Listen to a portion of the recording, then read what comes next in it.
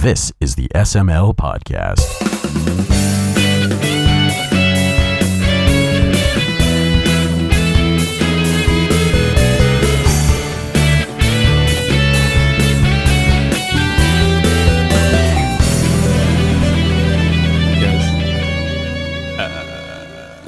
If only we could fly.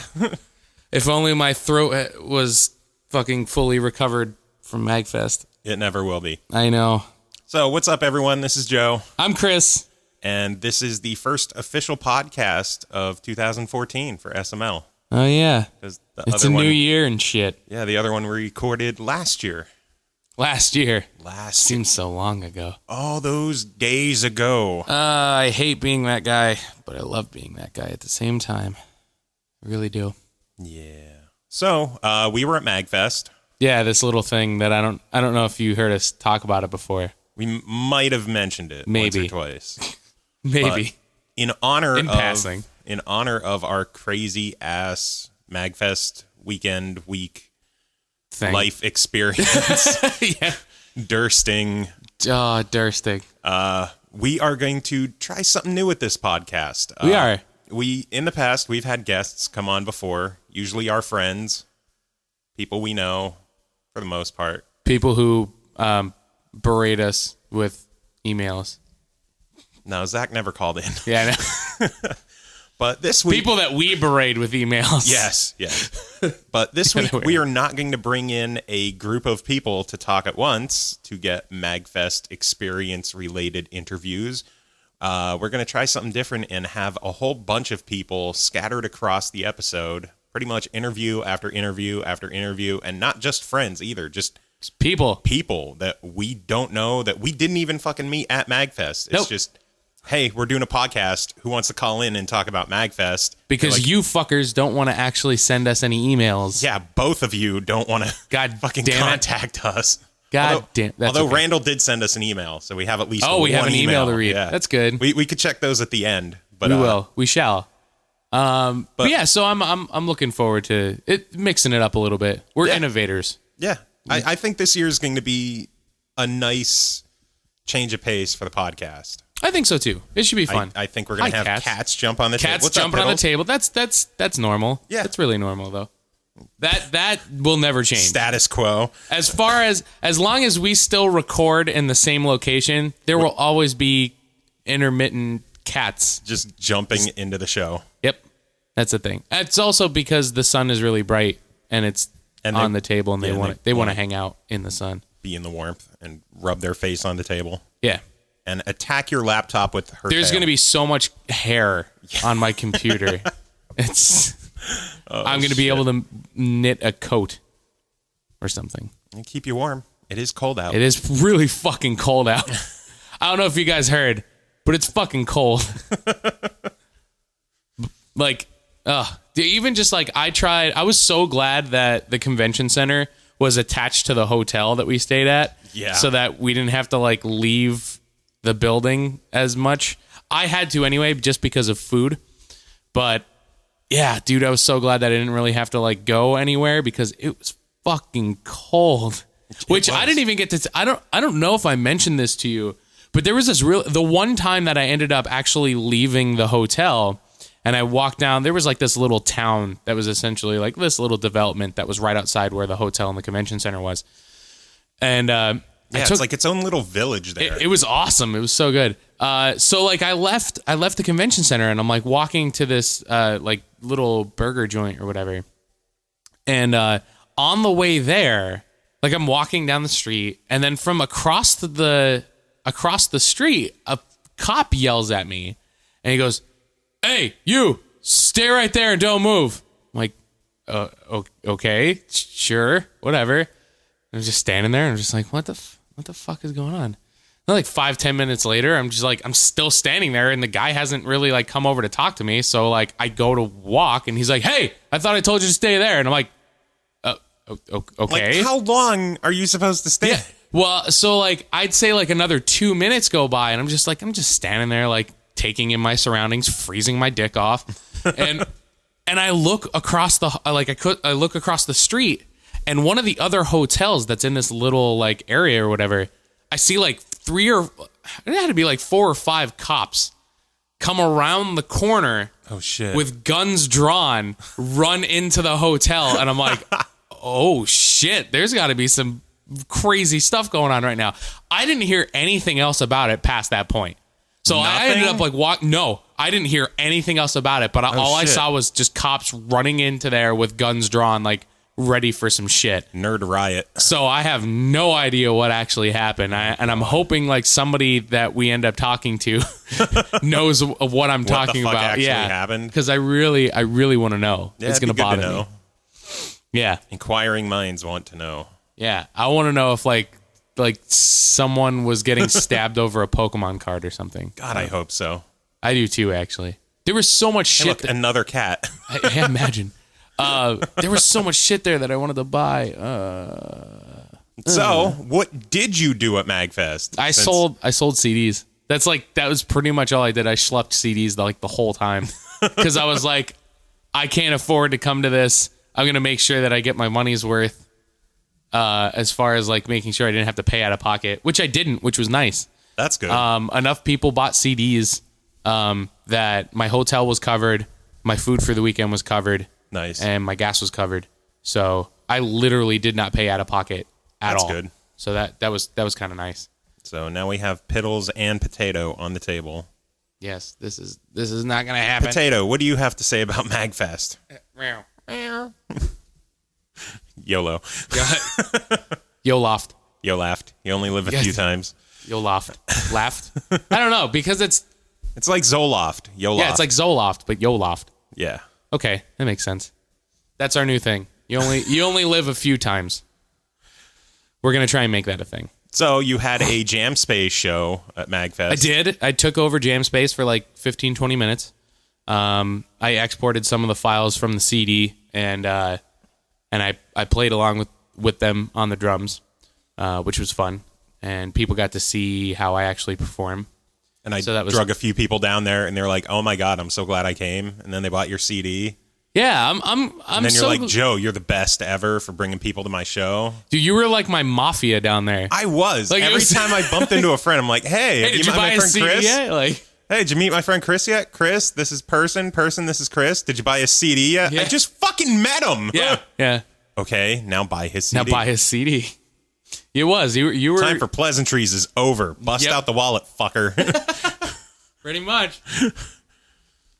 I'm not gonna let you get away. It was honestly, it was absolutely hysterical. Like how driven you were to get people to buy the CD. Dude, you were just as much as I was. I was there to help you. I noticed. Wanted all my friends to buy your shit. Yep. Which and a lot of them did. They did. They really did. I do still have some CDs left over, which I'm going to make available on a Bandcamp page. We'll have to get a URL for that once everything is set up. And I decided after talking to like Grant and Ailshon and all them and hanging out with them and realizing the whole like pretty much everybody in the video game remix community like goes by an alias or nickname or whatnot instead of actually coming up with like fictitious band names. Like some people do, but at the same time, I decided that what I'm going to do is for my video game remixes, I'm just going to be calling myself Croth, which is like really the only nickname that I ever had. I'd just go with Huber.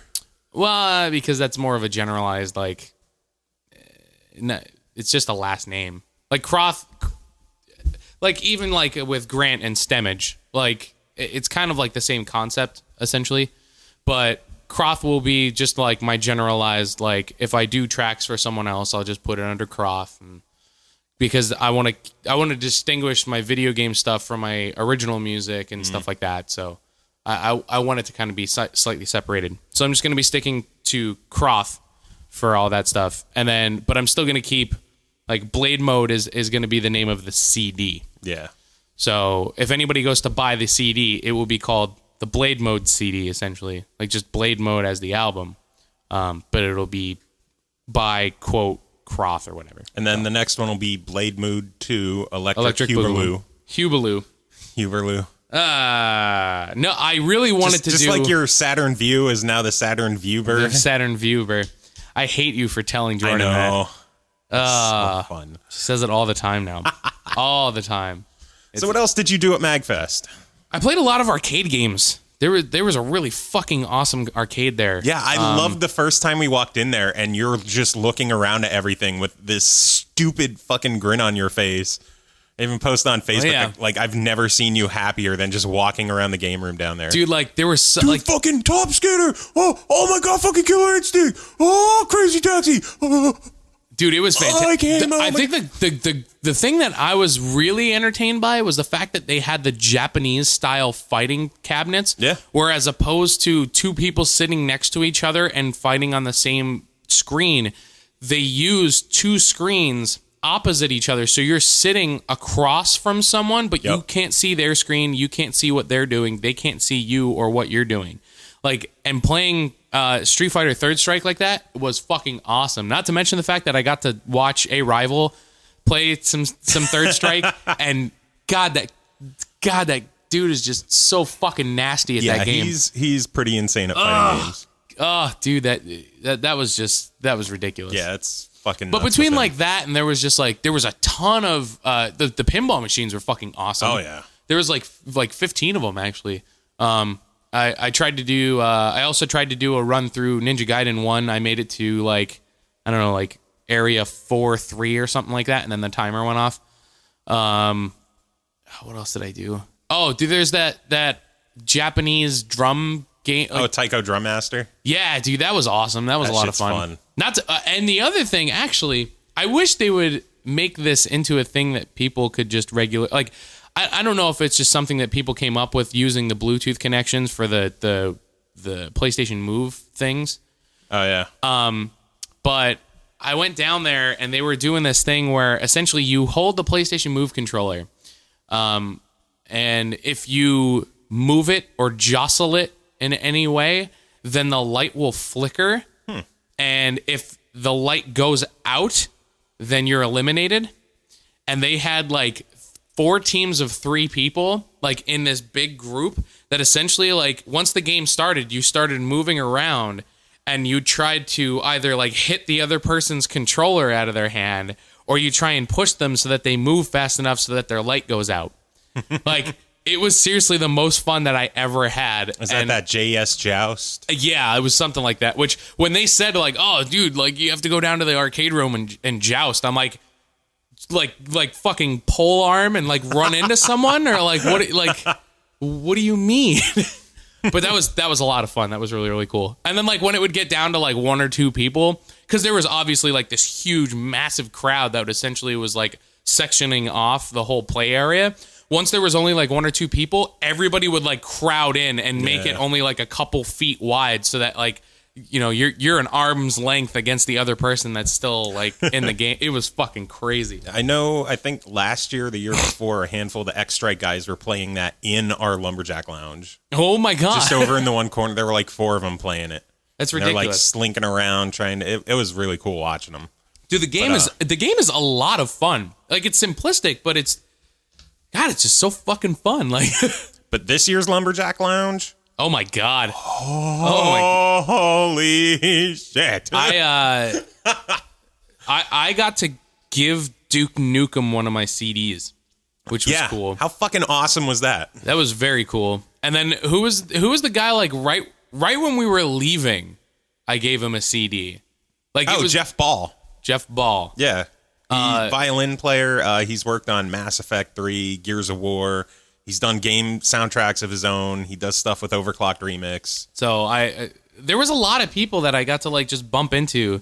Yeah, I'm going to see if we can get him to call in later on the show, but we'll see. There's so many people who want to call in. Yeah, that's why we're going to try and keep this beginning section pretty, you know. Yeah, like it's not tight. Even 2:00 on Thursday when we're recording this, and we're expecting to be here until after probably 9. It's going to be nuts. We're going to have a lot of people calling in. It's going to be fun times. Some of the people might talk about how awesome the Lumberjack Lounge was. No more hospitality suite this year. We fucking upgraded to presidential suite. That room is normally $5,000 a night. That's absurd. A night. That is just ridiculous. I could see how it is, because that room was fucking gorgeous. Fucking view in there. I mean, Ugh, the TV could suck a dick with. Jesus, yeah. trying to hook up Rock Band to that. That was Fuck a pain in the ass. That was a real pain in the ass. Fucking Actually. you and Mahoney trying to figure out how to unhook the TV from the wall. Yeah, we just took in. it right off the then wall. Then the HDMI port didn't work, and then the power plug didn't. Like, what the fuck? Dude, there was just like so many like random wires that were hanging just like fucking stuffed behind the TV. Like, So I don't know what fucking this ghetto. is. Like, for a fucking presidential suite, it's the so TV ghetto. TV was balls. But that's whatever. The shower in there, jeez. I really wanted to take a shower in there. And the jacuzzi. That apparently John and his girlfriend were fucking in the last night. Really? John St. John? No. Oh, okay, no. that'd have been funnier. No, in the room. Yeah, that Duke Nukem fucked in our bathroom. Duke Nukem fucked in our bathroom. Yeah, we had a lot of people show up in our room this year. The One Ups came up, A Rival came up. He was showing off his laser tag game, which I thought was really cool. Yeah. Fucking Tommy Tallarico showed up in our room. I don't even know where he came from. I think Maze Dude brought him up, but it's weird to just go out and do stuff, come back, and it's like, oh, hey, Tommy Tallarico's here. Really? Really? Why? That's interesting. And Potato's back. And Potato's And Potato's gone. Yep. But no, I had a fucking blast. I can't wait for next year already. I'm going to play. Do it again? I'm going to play. I'm going to make sure that I play. Try to get Lonely Rolling Huber. What I don't care. I don't care who I play with. I don't care what I play. I think Norg had a good name, if I could find it. Oh, I can only imagine. Doesn't Norg want to do like another intro for us or something? I'm talking to him to see if we could get some new theme music. Yeah. By the Lonely Rolling Stars. Oh, like all of them? You're trying to get all of them? Okay. So a new year, our 1 year anniversary is coming up, and I don't know. It's almost. That's insane. I didn't even really think about that. New theme song might maybe every year. Every year we could do a new song. That'd be all right. Maybe Norg will do some new intros, or we could find someone else to do intros. And I'm apparently drifting away from the microphone. No, you're trying sort of to go over here. I'm kind of like Tim, where I'm just drifting up. Yeah, but now you can hear it because you have headphones on, so you know like how drastic that can be sound wise. I told him, get you, Grant, Sean on board and call the band Lonely Rolling Hubers. He said, Homely Bowling Hubers. Homely Bowling Hubers. Yes. So that'll be your I hate your my next last CD. name. I fucking hate my last name so much. I do. I told you this before the recording. If I wasn't like so strapped for cash right now, then the next CD that I was thinking about putting together was I wanted to do nothing but like old Nintendo remixes and just call it like "Help Me Buy a Wii U." Like just not even try and be like clever about it at all. Just be like, "Help me buy a Wii U." I think you could still do it. I might still do it. As much as I really don't want to be that guy, like, hey, help me buy something that I really don't need. Hey, Mario 3D World is out. You need it. I do need it. I really do need it. I know. It's a fucking awesome game. With how much I've played over here, it is really, really good. Then you'll see the size. No. Nope. Hey, kid, take my advice. You don't want to step into a big pile of shit. I told the guys that next year's theme party, since we started with the Brotel, and then we moved on to the Lumberjam, Ian wants to have the Lumberjammy party next year. Oh, I'm fine with that. I still think we should do a Lumberdurst. Lumberdurst? Yeah, Jordan suggested that? Yeah. Just like everybody get red baseball caps, grow a shitty goatee. Puffy jackets. Yes. And puffy vests. Yeah. Yeah. Yeah, it'd be funny. I'm okay with it. Shit. If only we could fly. Dude, if I had $1 for every single time that we said that down We there would this be entire, we'd be fucking rich. We really would. Seriously though, I'm gonna carry around a water bottle if I go next Just year. spray everybody. Every time that someone does that fucking Colossus roar, no, bad. Yeah, that was really that was annoying as fuck. When people go to their first MAGFest and they're annoyed with it after the first day, Yeah, it's time for it to die. Yeah, like that's exactly how I felt. Like we walk in the convention center and I heard like a bajillion people just like, "Meh," and I'm like, oh really? Fuck, man. Like That was such really a annoying. sarcastic roar. Yeah, that's what it sounded. That's what it sounded like to me. Yeah. So fuck that. Please don't do that. Please. You know what? There's another song I should do. It's just The Death of Colossus. And I'll just sample the roar and put it through the whole song. Yeah. Honestly, that'll be the first song with a vocal track. And it'll just be like the whole goddamn time. A non-automaton vocal track. I'll harmonize it and just do it. Make me. Pitch shift it. Fucking hysterical. But anyway, I think it's time to try kicking this episode off with some of the interviews. Might as well. Break things up with some music and some other goofy random shit. I don't know. Some automaton goodness. I don't have it. I didn't bring it. I didn't know I was supposed to bring it. I will find shit on YouTube. Like, we'll find shit on YouTube. We're not streaming this live. We can edit anything in. Like we could. You could do an automaton that.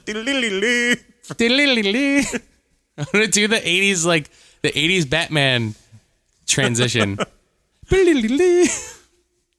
God damn. If I could play that on an automaton, I would be a distinguished automatonist. So I still think that we need to get the band The Automatones together for next year. We'll have 3 people on automatons. The one guy said that he would bring his theremin.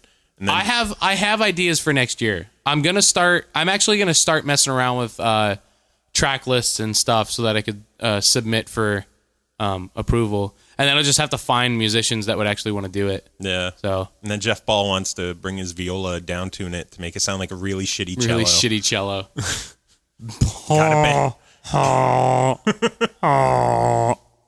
There's a band in the making. There is. There's plenty. Dude, I want, like, next year, I want, like, I don't know. I want to be performing, like 50% of the time. Like, I don't even care if I just bring, like, a first act drum kit and set it up in the hallway and just fucking play with other people. Like, I don't give a shit. I'm going to play. Next year, that is my goal.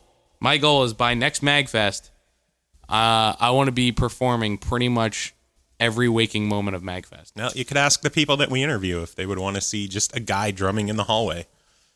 Dude, I don't even care if they want to see it. I'll do it anyway. But, I'll fucking force them to. But since we're going to split everything up, why don't we play one of your songs first, and then we'll be back with our first interview. I suppose. Which one do you want to play? What do you want to play? What do I want to play? What do I want to play? How about River City Ransom? Yeah, we could do that one. River City Stone Sour. River City Stone Sour. That's fine. Yeah, we'll do that one. What's the name of the song? BARF. BARF. BARF. You're supposed to give it like that, really, like the BARF, and then we just cut right into the song. Yeah. So okay, take 2. So what's the name of the song? BARF.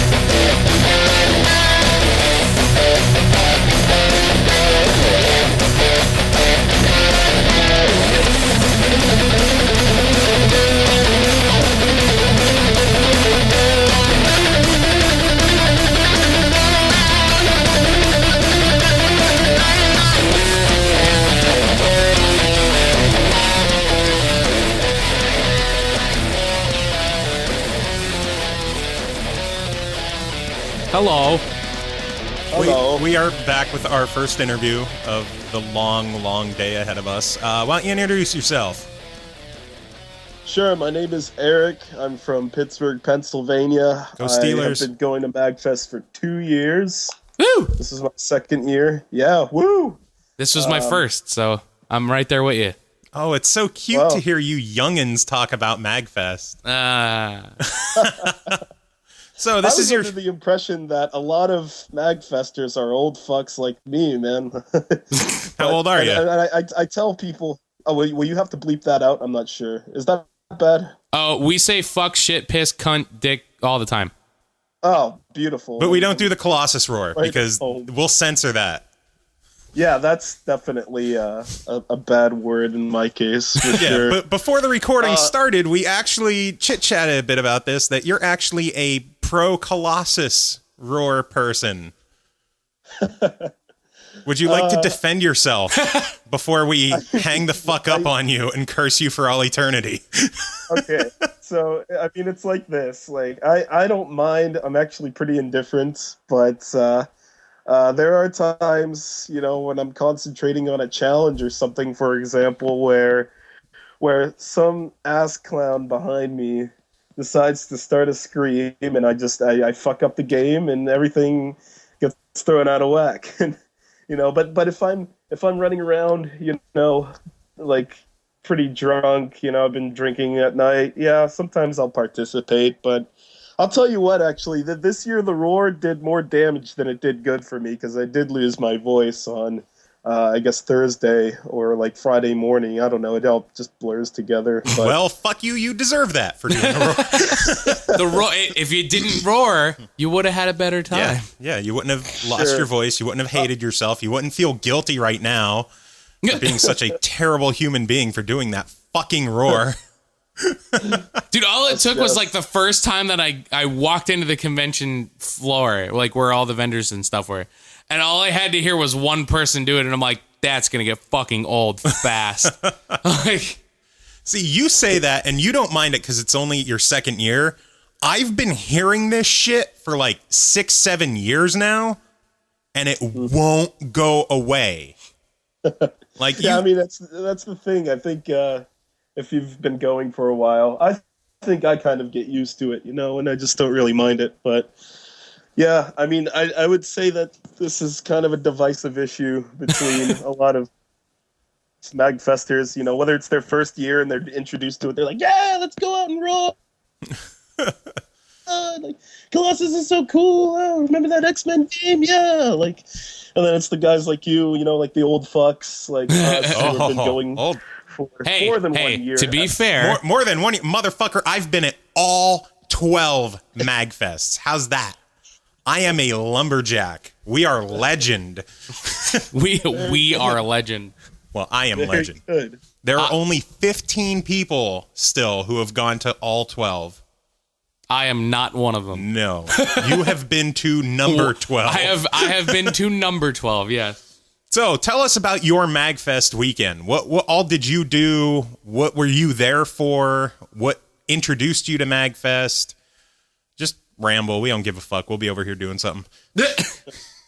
Well, I have a few friends here in Pittsburgh who introduced me to it, and shout out to you guys. Shout out to Jared. Shout out to Nathan. Shout out to Bader. Shout out to all you guys who I've been rooming with. Fuck all you guys.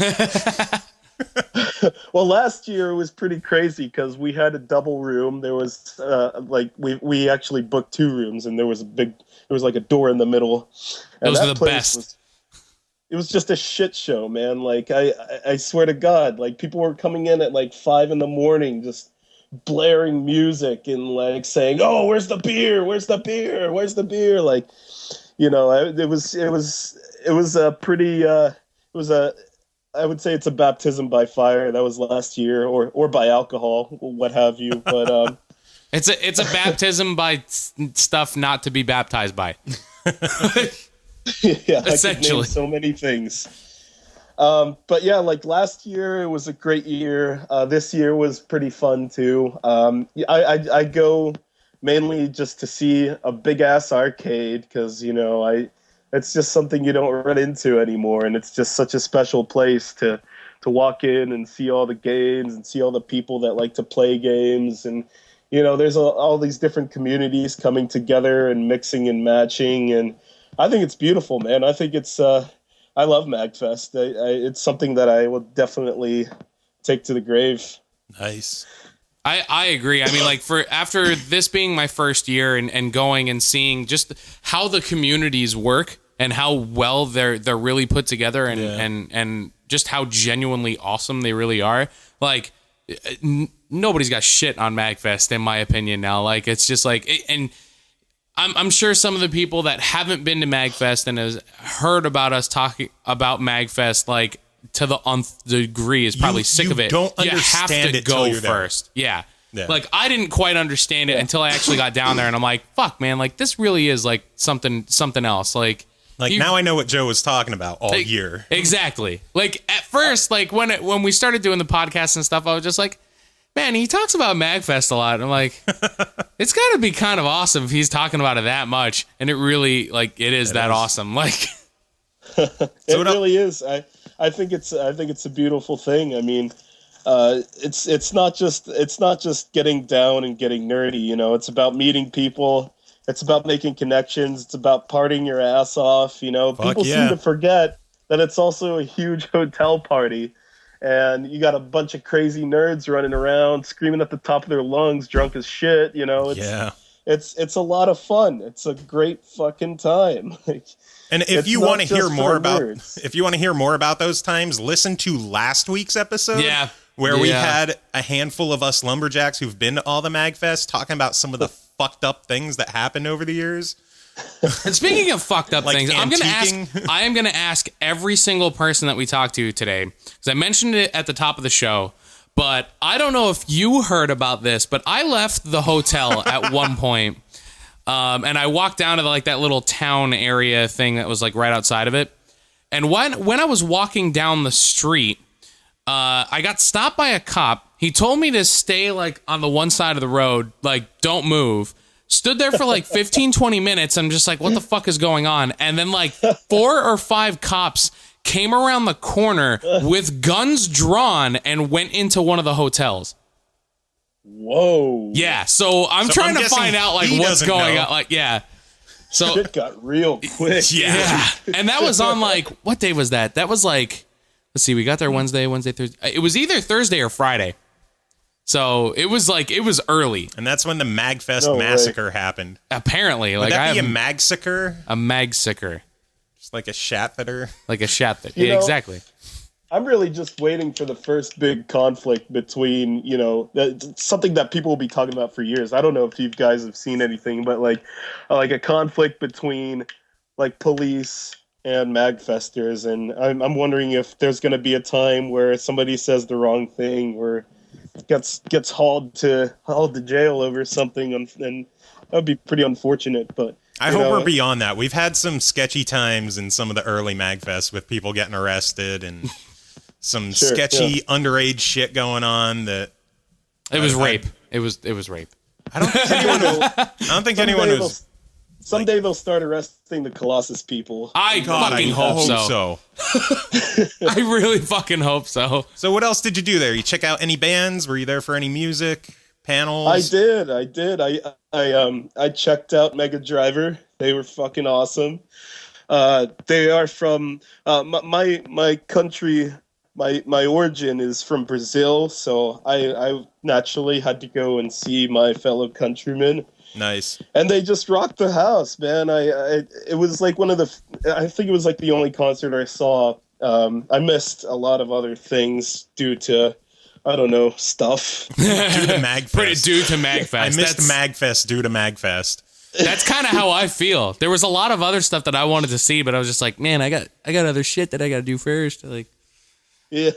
But I heard that like Machinist Supremacy and I heard that Megaran was there, and I've seen him before. I think he's pretty cool.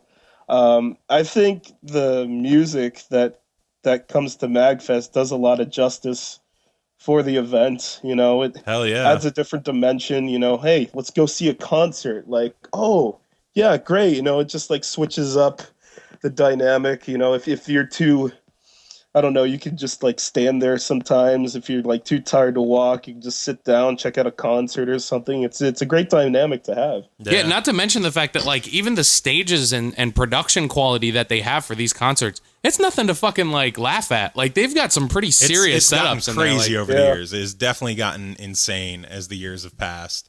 But the one thing I'm going to tell everyone who calls in who didn't see them is you need to check out the band Lonely Rolling Stars. They have a CD out. You could probably order it on Bandcamp or through their website. I know they're going to be selling hard copies, but you should definitely look into them and check them out. They're friends of the podcast. Yes. They had a really fucking awesome set. They did. There. It was one of the happiest pits I've ever seen in my entire life. The Katamari pit. So actually, you know what? I got a half decent sounding recording of that. So after this interview, we'll play a live version of that. There's a couple good recordings of it. Yeah. So nice. Looking forward to it. Dude, it's awesome. It's so fucking good. But yeah, like they had essentially a circle pit of hugging. It was seriously the coolest fucking thing ever. That's fucking MAGFest. Yep. But Eric, we want to thank you for calling in. Do you have any other last thoughts you would like to share about MAGFest? I just want to say that I'm MAGFest for life. I'm going to keep on going. The other cons have come and gone, but MAGFest has a special place in my heart for sure. I agree. That was well spoken, Eric. Indeed. Thank you. Now we're going to hang up with you and forget you exist. You guys didn't do too bad yourself. Well, thank you. Thank you very much. I hope you check out some of the other episodes of the podcast and maybe pay attention to us. Send some emails so we have something to fucking talk about.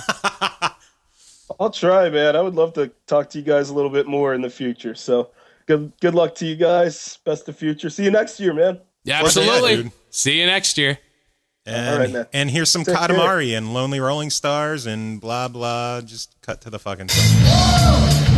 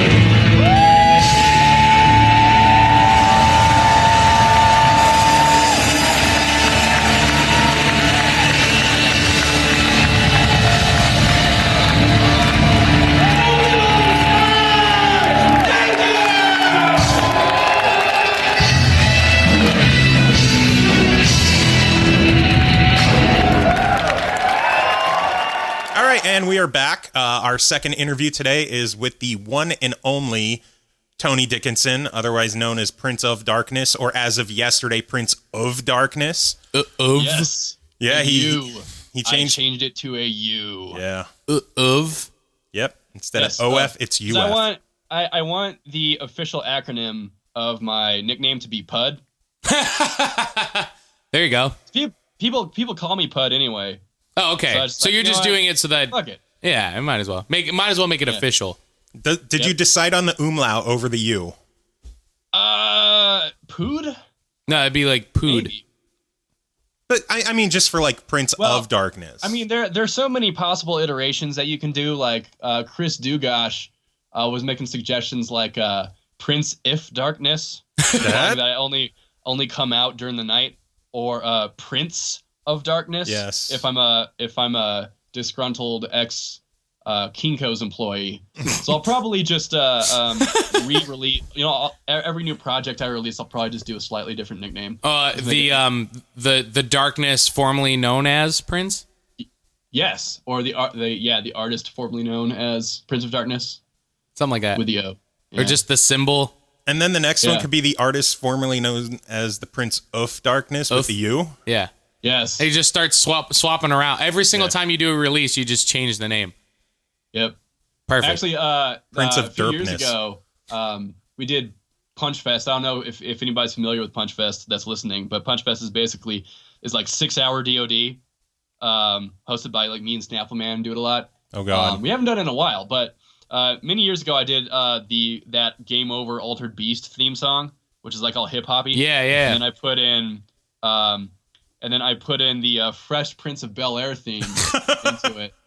Because it worked just fine, and so my artist name for that month was the Dark Prince of Bel-Air.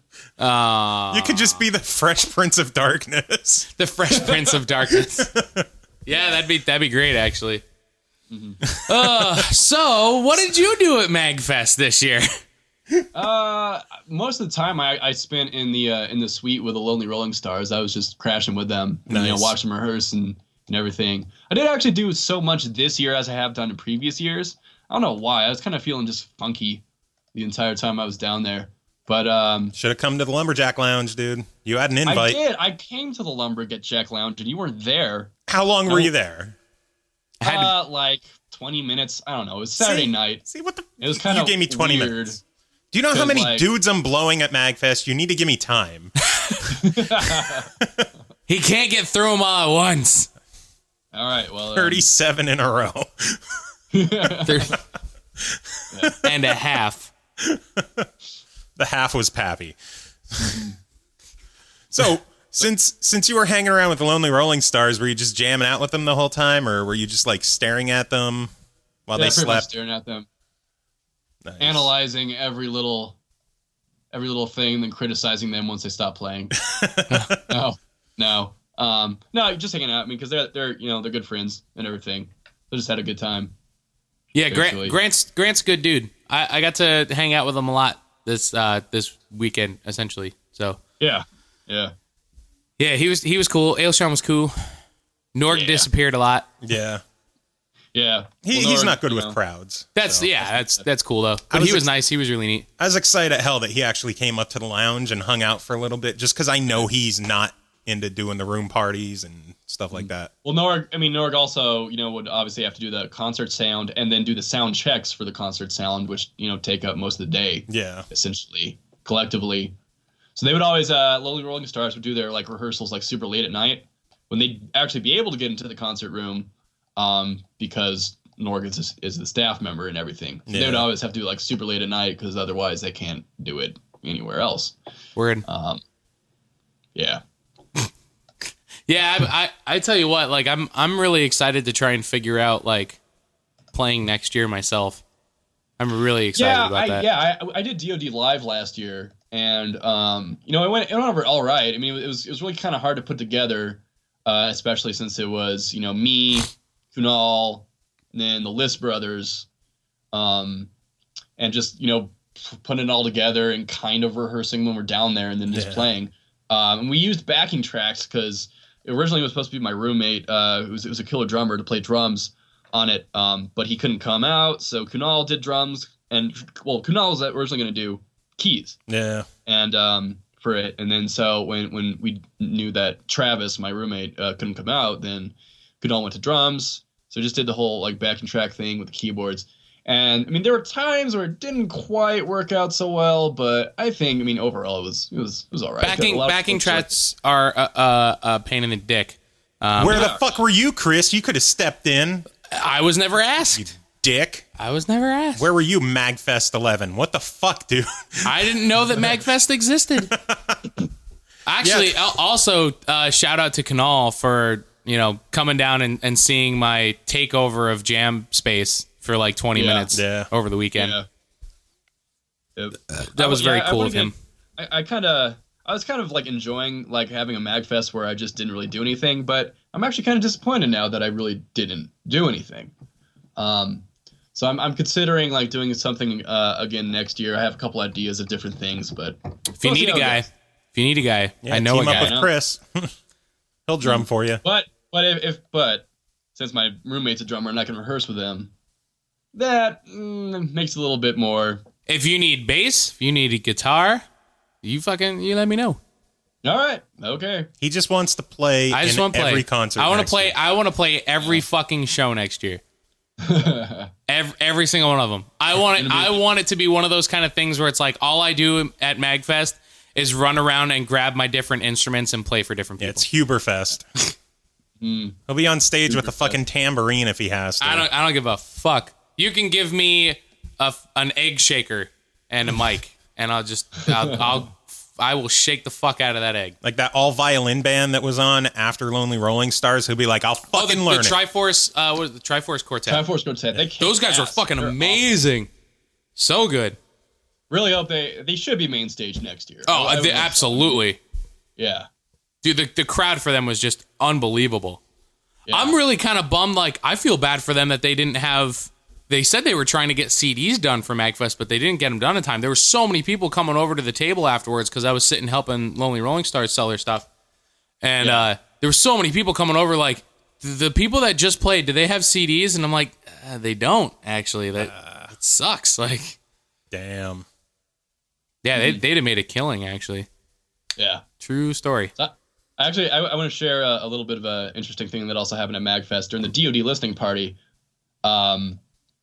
So when my song went on, and you'll probably have to provide, if you haven't played it yet, you'll probably have to provide a link to people since it's also so long. Yeah. For those who are listening and haven't heard it yet, for DoD, I was a total asshole, and I made a track, a 12-minute track. I didn't intend it on being that long, but it just kind of happened. The genius just flowed from you. Yeah, a 12-minute track of in the style of like the shitty Knuckles rap songs from Sonic Adventure 2, using Sonic 1 source material. Then I took, it's all dialogue clips from Sonic Adventure 1 and Sonic Adventure 2, rearranged so it sounds like a big gangbang. and Finbeard, who's the Lonely Rolling Stars drummer, did the drums on it and wrote and performed all the raps. Oh, Christ. So there's a normal rap from one of the original Sonic Adventure 2 Knuckles songs, and then with a couple little gay euphemisms. I mean that in the much literal sense. And then raps from the perspective of Knuckles, from the perspective of Shadow, and the perspective of Eggman, all having their way with Sonic. But there are also other characters within the song. So go listen to it. It is apparently deeply disturbing and has scared some people from entering DoD again. I am really tempted to actually play that at the end of the show. I think we could do it at the end of the show. Yeah, like like how we usually put like a clip of us fucking around at the end. Just that song, whole song, all 12 minutes. Yeah. I'm cool with it. But also, so that's not the only thing. When my song was playing, right in the middle, I think during the Shadowverse, I have this on video. A Sonic cosplayer wandered into the room. In the door and heard one of the lines from the Shadowverse, and you can see him just nope right out of the room. It was amazing. It was my favorite part of MAGFest. You got to put that video online. I need to see that. I have it. I have the video uploaded. It's unlisted now. I'm gonna wait to like make it public before I put like the actual track up on YouTube. Just give me the link so I could watch. I will give you the link. So you can. Oh God. Everyone else, you got to wait until it's live and then search for it. Holy shit. No, feel free to send the link around. It's just like for my normal YouTube subscribers, when they see me post this this listening party reaction without any prior context, would be just a little confused. Weird. Yeah. Yes. All right, so I'm going to send you the link, Joe, over Facebook. There Sweet. it is. And it happens, I'd say, fast forward to 4 minutes and 27 seconds, which is right at the beginning of the Shadowverse. Nice. And then so you'll see when it comes in and just nopes out of there. It was amazing. Nope. Yeah, we'll have to check that out after. I'm excited. Maybe that could be the screenshot for the video. Just a sad Sonic. Sad Sonic walking away. Why? Well, Mr. Dickinson, do you have any final thoughts for our listeners regarding MAGFest? His name has Dick in it. Are you related to Charles? Charles Dickens? Yes. I'm related to Emily Dickinson, Good enough. the poet. Yeah. Also, my dad's name is Bruce Dickinson. Yes. He has the same birthday as Bruce Dickinson too. That's fucked up. Maybe your dad is Bruce Dickinson. They should party together. Does he know how to fly a plane? Nope. Never mind then. Yeah, I know. Damn. I should have said yes, because that would have been the better answer. Oh well. Okay, try it again. Go ahead, Kris. So does he know how to fly a plane? Nope. Oh, okay. Fuck. Didn't we just go over this? Doesn't matter. He enjoys crushing hopes and dreams. No. Well, That was a better answer that time. since we're doing good. songs in between, The other one. he's talking. I know. Wait, do Go, Joe! you have anything to say? Fuck it. Fuck it. All right, well, Words to live by. Since we are doing songs in between our interviews or other random goofiness, what song of yours that isn't over 12 minutes long would you like us to play for you? It is a song called Casio Pizza versus TMNT Square, which is a TMNT 4 remix for Neon Night Riders that I put together for an upcoming TMNT album that'll be released on OCR. And it's basically a sort of like J Fusion, a little bit heavier sort of arrangement of Neon Riders. So. I'm excited. My cat just tried jumping on top of the fridge and like halfway falling off like a dumbass. That was entertaining. That was good. The SML cat cast. SML cat cast. So you're saying this song is unreleased and exclusive? Yes. Oh my God, that makes me so hard. True story. The table started to lift. It did. As the cat's still like laying on top of the cabinets. Something like that. Like a dickhead. Just hiding away. Punk, Well, you're a dickhead. It was a pleasure talking to you. I'm sure we'll talk some more. Hopefully we can have you on another version of the podcast where you could sit and just bullshit with us for a prolonged period of time. Yes, I agree. It would be a lot of fun. Because I love the pud. The pood. The pood. Food. All right, well, here's Tony's song, and thanks again for coming on. So, Thank you, guys. love you.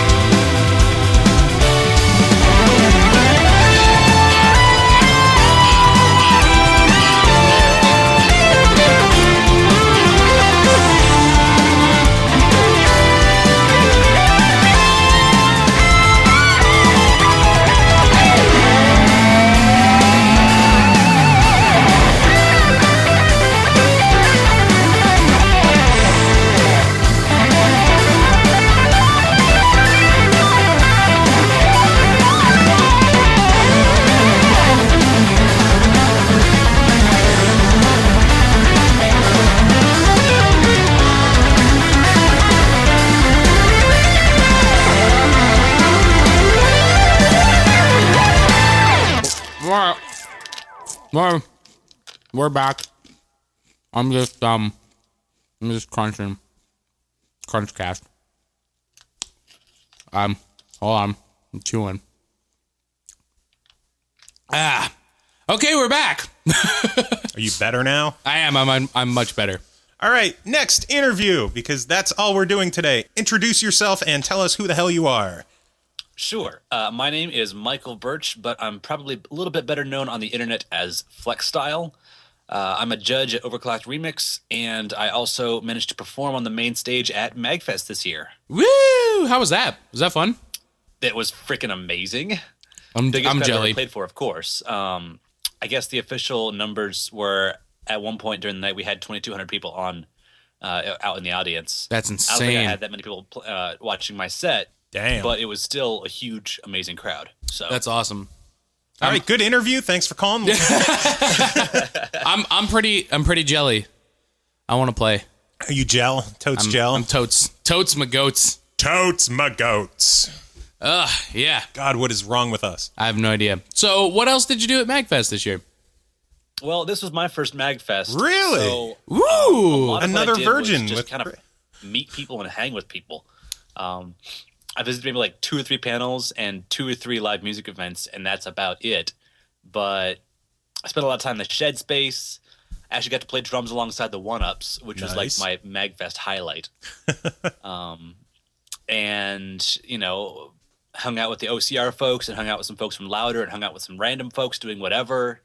Got to bring a friend along and have him promote the game that he was developing. And yeah, it was a whirlwind and it was amazing. Did you party like a rock star? I am not predisposed towards partying like the average rock star, as I'm not a large consumer of alcoholic beverages and the like. I agree. So I partied, but I partied like a very sensible rock star. Oh, see? I did the same. You don't need alcohol to party. I think I did maybe like 2 shots and 1 mixed drink through all of MAGFest, and I still partied like a fucking rock star. Yeah, Pappy tried getting me drunk on multiple occasions, and I wasn't really having it. I had like 1 glass of Moscato, and that was it. Yeah, I think I maybe averaged 1 beer per night the entire time. So You don't need to be drunk to enjoy MAGFest. No, I was drunk with power. Actually, dude, I honestly it was probably just from like selling CDs because I did not expect to sell that many CDs. I'm glad you did. Me too. But since this was your first MAGFest, normally I would ask you like what got you to go to MAGFest, but since you're part of OCR, I think I know what got you to go to MAGFest. take a wild guess. I have no idea. So what made this year your first year? What took you so long to get your ass to MAGFest? Oh man, I've wanted to go for the past 2 years, but basically it came down to finances. The fact that I have a much better job right now, and it's a regular job than I did before, and B, my hotel room was comped since I was performing, so that took out a good chunk of what I'd have to pay. Nice. True story. Yeah, I mean, this was my first MAGFest as well, so I was kind of thrown into it preemptively, I guess. I had I had heard stories about what exactly went down, but I wasn't really entirely sure. You're never prepared until you actually get there. Yeah. So, Right. I mean, it is a completely different experience from most other stuff that I've gone to. Can you believe between the 3 of us, we've gone to 14 MAGFests? Oh, good grief. He's been to every one of them. He hasn't missed one. Yeah. Wow. If you've heard the term MAGFest lumberjacks, I'm one of them. Okay. Yeah, the guys who've been to every single one. Crazy stuff I'm just eating more chips. for Crunchcast. I'm just crunch You still have your licorice for Crinklecast? I have the crinkle right here. There we go. Yeah. We'll round Would it that out. be Crunklecast? Crunk? The Crunklecast. We're getting crunk now? Crinkle Getting crunk in the and castle. Crunch. Okay. I was unaware. The Crunch goal. So OC Remix is a thing. Yeah. Tell us a little bit more. I mean, like I know we've covered OC Remix a little bit more, Yeah, but tell us Kris the is fairly state. new to the scene, so maybe you could give him a quick crash course on what OCR is, and any of our other listeners who don't know what OCR is and for some reason are still listening to this. Okay, so Overclock Remix, or OCR for short, is a site that's dedicated to the appreciation and propagation of video game music. Specifically, we post fan arrangements and remixes of various video game themes. The way it works is you submit your song to the site. We have a panel of judges, of which I am now one as of like a month ago. Congrats. Thank you. And we decide based on a set criteria of arrangement quality and production quality, instrumentation use, that kind of thing. It's a little subjective, but we have enough people on the panel to where we try to make it as consistent as possible. Mm-hmm. Basically, we decide if it meets our quality bar, and then it goes into the queue to be posted. If it doesn't make it, we'll tell you why it didn't make it and give you some tips as to how to make it better. And that's what the site's mainly known for, is the video game music remixes. We have a bunch of albums out as well, so if you can think a bunch of different game soundtracks that you might like. I was heavily involved in a Donkey Kong Country 3 album, as well as the Final Fantasy 6 album and some other ones, where they take the entire soundtrack and remix almost every song on that soundtrack and then release that as a free album. Everything we do is free with a very, very few exceptions. Very cool. And we also, of course, have a giant community. We have the OCR forums, overclocked, or ocremix.org is where everything's at. And basically, even if you're not much into video games, you should join, because there are people that are probably into something you're into as well. Whether it's music or culture or whatever it happens to be, it's one of the best communities I've been able to be involved with, just because of how diverse it is and how generally friendly and inviting people are. And unlike the old days of OCR. Yeah, I wasn't there for that, so I couldn't tell you about that. I wasn't either. I think the first time that I heard about OC Remix years and years and years and years and years ago.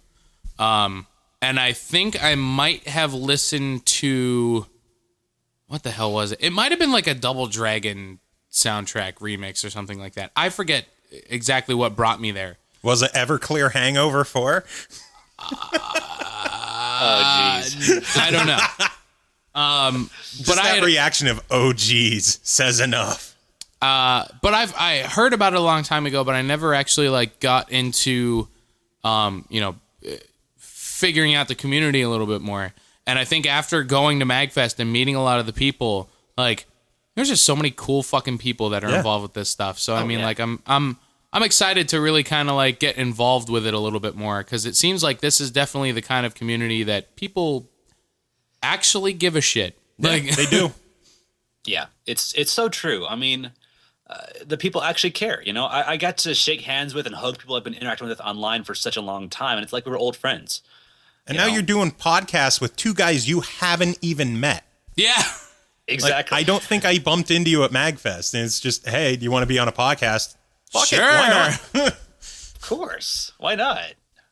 Yeah, I mean, I'm very fortunate to have met a lot of the people that I did, and I'm only going to be able to meet that many more people the more times that I go. So I mean, like, you'll just meet more people from so many different communities. I'm honestly honored to be a part of so many different communities. I've been a part of the OCR community since the the Orange Site days, if people still remember that. I mean, I'm not the most frequent person in the forums. I'll drop by every now and then. I'm just not a big forum guy, especially when there's hundreds or thousands of people posting and everything gets lost. But, you know, I have 2 songs on the site myself that I'm very proud of, even though half the world hates Everclear Hangover. Okay, I'll just fucking ask. What are your thoughts on Everclear Hangover? I'm dying to know. Honestly, I only know it by reputation at this point, because I haven't heard it for so freaking long. So I'd have to go back and listen to it, and then give my thoughts on it at that point. It's one of those songs that's infamous, along with like the Bubble Bobble remix that DJP did a while back. Music of My Groin. It's kind of mentioned in the same breath as those songs. That's good company. I'll say that. Yeah, it's the lowest of the best of the low. That's awesome. Good enough. I would take it. I think it was just kind of like interesting enough for people to come down like at the Lonely Rolling Stars table and be like, "Oh, you're the guy that did the CD where like everybody from Lonely Rolling Stars is on it. I haven't heard any of it yet." God, Cat, why are you climbing on the table? Because attention. Yeah, that's a running theme of our podcast. Cats love Because jumping on the cats. table. I mean, clearly. It's because there's so many wires and electronic devices. They're just like, I need to fuck with this. And I have a herd of cats that live here. Yes, it may or may not be that as well. Yeah. Ashley and I are crazy cat ladies. Yeah, you guys are. So, any future plans for MAGFest? Like anything that you're thinking about working on for bringing it to MAGFest to come?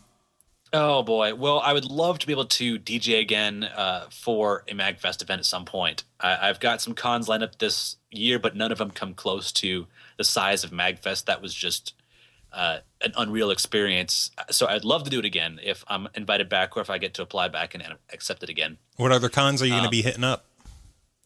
Some local stuff here in Arizona. Ooh, you're far away. Mostly some anime cons because that crowd tends to enjoy the video game music stuff. Some stuff includes Konnichiwa and Sabaton Con. If anybody's listening from Arizona. I like Konnichiwa. I heard. Yeah, That's a good name. That's a fantastic name. it's great, isn't it? Yeah. And then I'll also be at the Reno Game Expo if they have that again this year. They had their first iteration of that last year, and it was definitely a success. Nice. So that was fun too. But as far as MAGFest next year, hopefully by this time next year, I will have an album or an EP of some sort released through the Game Chops label, which is DJ Cutman and his crew that do licensed video game remixes and sell that stuff. I've got a Rayman album in the works somewhere. Ooh. So if anybody, if you need some guitar work, Kris over. Yep, if you need drums or guitar or bass or what have you. Kris is dying to get his name out there as much as he can. I want to play. I could actually use a guitarist on a couple songs. So there you go, dude. You let me know.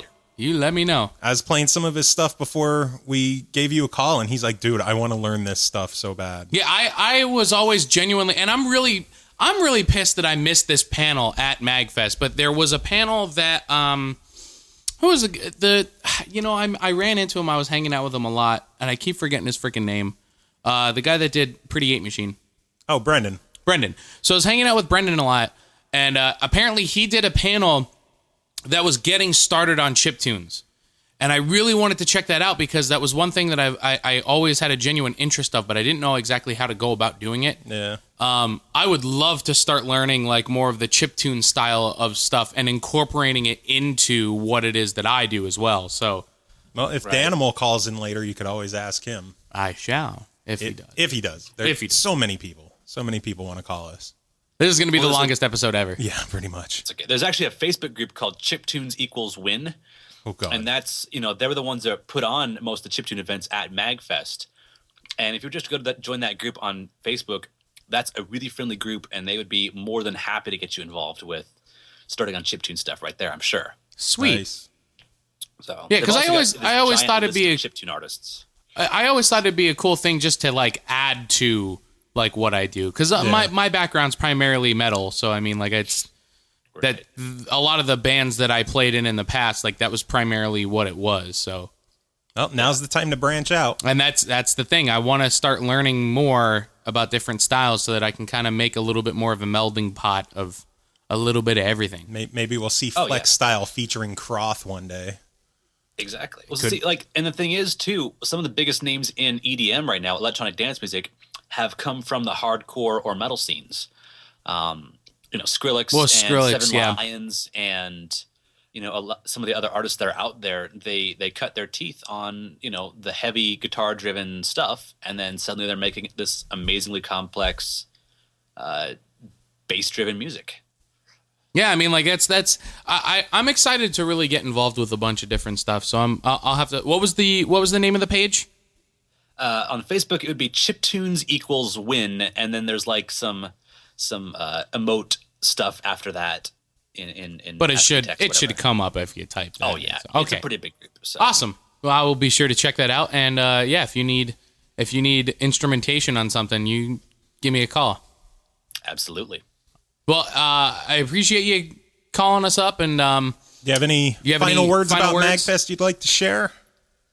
Oh boy, just that I hope I get to come again next year and meet even more people. And if you do show up, you'll have to meet up with us. Exactly. I think there's a song coming up here. Is there not? Yes, we are going to play one of your tracks. What would you like to feature?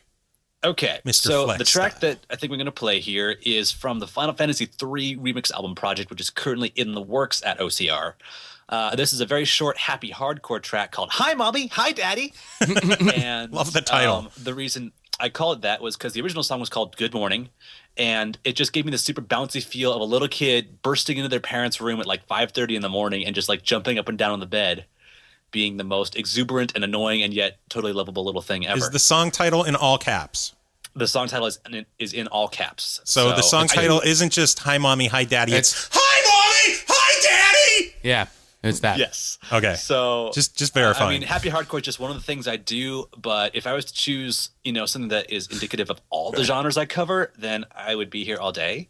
So I figured just one short one will keep listening time down enough, and yet still keep it interesting. So Yeah, especially after Tony and his 12-minute song that we're epic. going to chuck at the end. Well, about- yeah, but about we should put Sonic we'll put that at the end. gangbangs. Yeah, it'll be at the end. The Sonic gangbang. We'll just have to talk about it the end. Oh, is that the one that won the freaking Dwelling of Duels this year? Yeah, Oh, good grief, that one. yeah, Yeah. yeah. We're gonna play that one at the end. Oh, Yeah. Good stuff. I was actually in Dwelling of Duels for the first time this year and came in third place with my collaborators. So Ooh, good job. that was fun. I might be doing it for the first time as well. I might do this month's because 60 seconds. I'm pretty sure I can handle. Yes. Well, I mean, and the fantastic thing about my collaborator this month was because he actually made it possible for me to be in DoD because I don't really do live instrumentation. Yeah. He does, so that's the reason it actually qualified. Ah, So that would be my friend OA from OCR. So, He's a good dude, too. but yeah, He's also at snuggleable. Everclock University, which hopefully people saw on during MAGFest. So, I missed him this year. There's just too much shit going on at MAGFest. you missed I- MAGFest because of MAGFest. Yeah. that's a great way to put it. That's the running gag. You missed MAGFest because you were at MAGFest. That's what I did. I was too busy schlepping CDs, so that's why hang out with I didn't even Stemmers. see Machine A Supremacy, and I wanted to.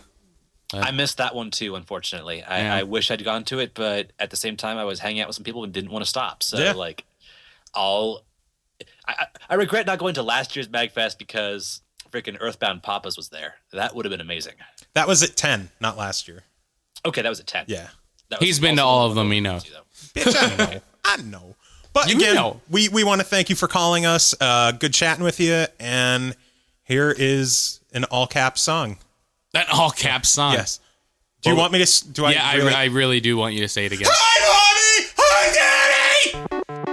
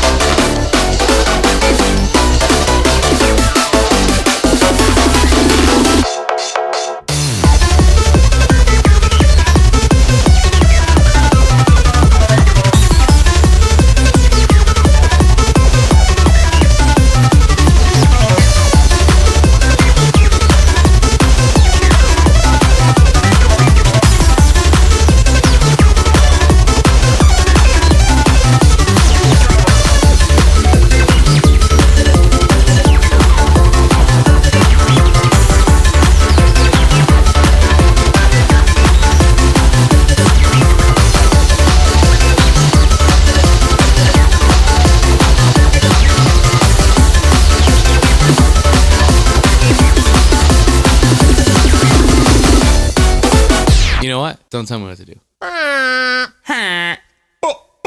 Hey, Oma, we got new interview now. Hey, Oma, introduce yourself. Yeah, dude, that try it in English. Okay. Hi, we have a new interview. Yes. With us, joining us is Dane Olson, known on Overclocked Remix and VG Mix and everywhere else as Beatdrop. Pretty much everywhere. Welcome. How are you? Hello. Again. Howdy. Howdy. Doody. Howdy doody. Why don't you tell our listeners a little bit about yourself? Okay, well, yeah, as Joe said, I'm Dane, Beatdrop, otherwise. I've been around the community since like 2001, I guess. That's a long time. Fucking old school. Yeah, fucking old school.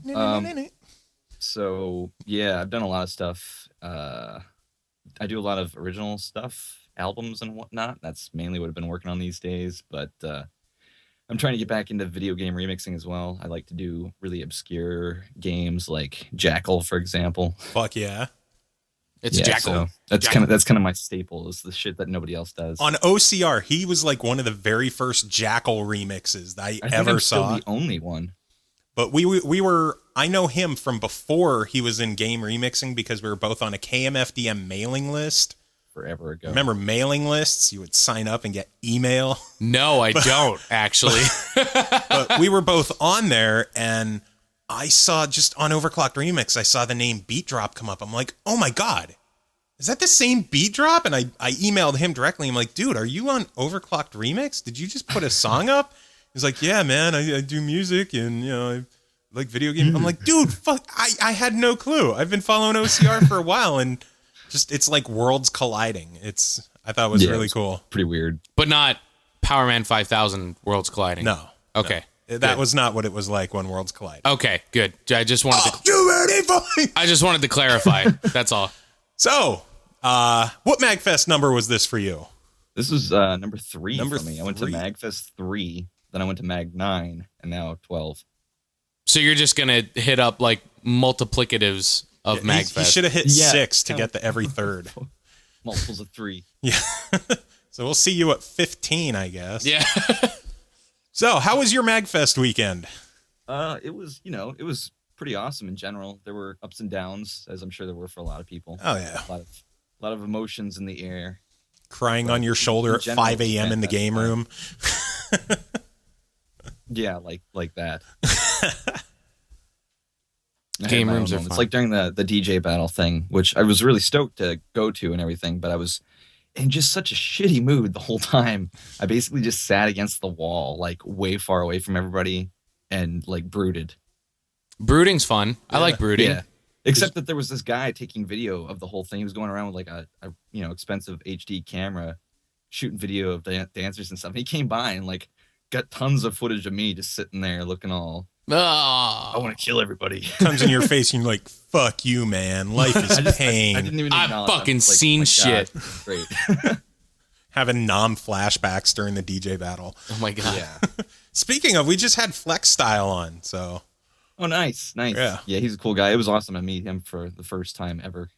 Yeah, I met him for the first time about an hour ago when he called in.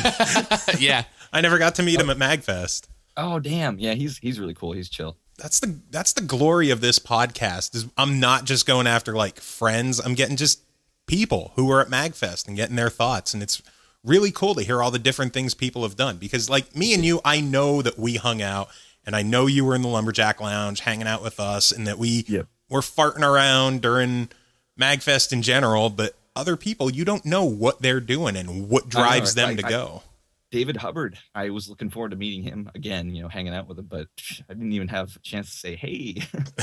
Well, the running gag of this episode is we missed a lot of stuff from MAGFest because we were too busy being at MAGFest. Mm-hmm. Yeah, but that's how it always goes.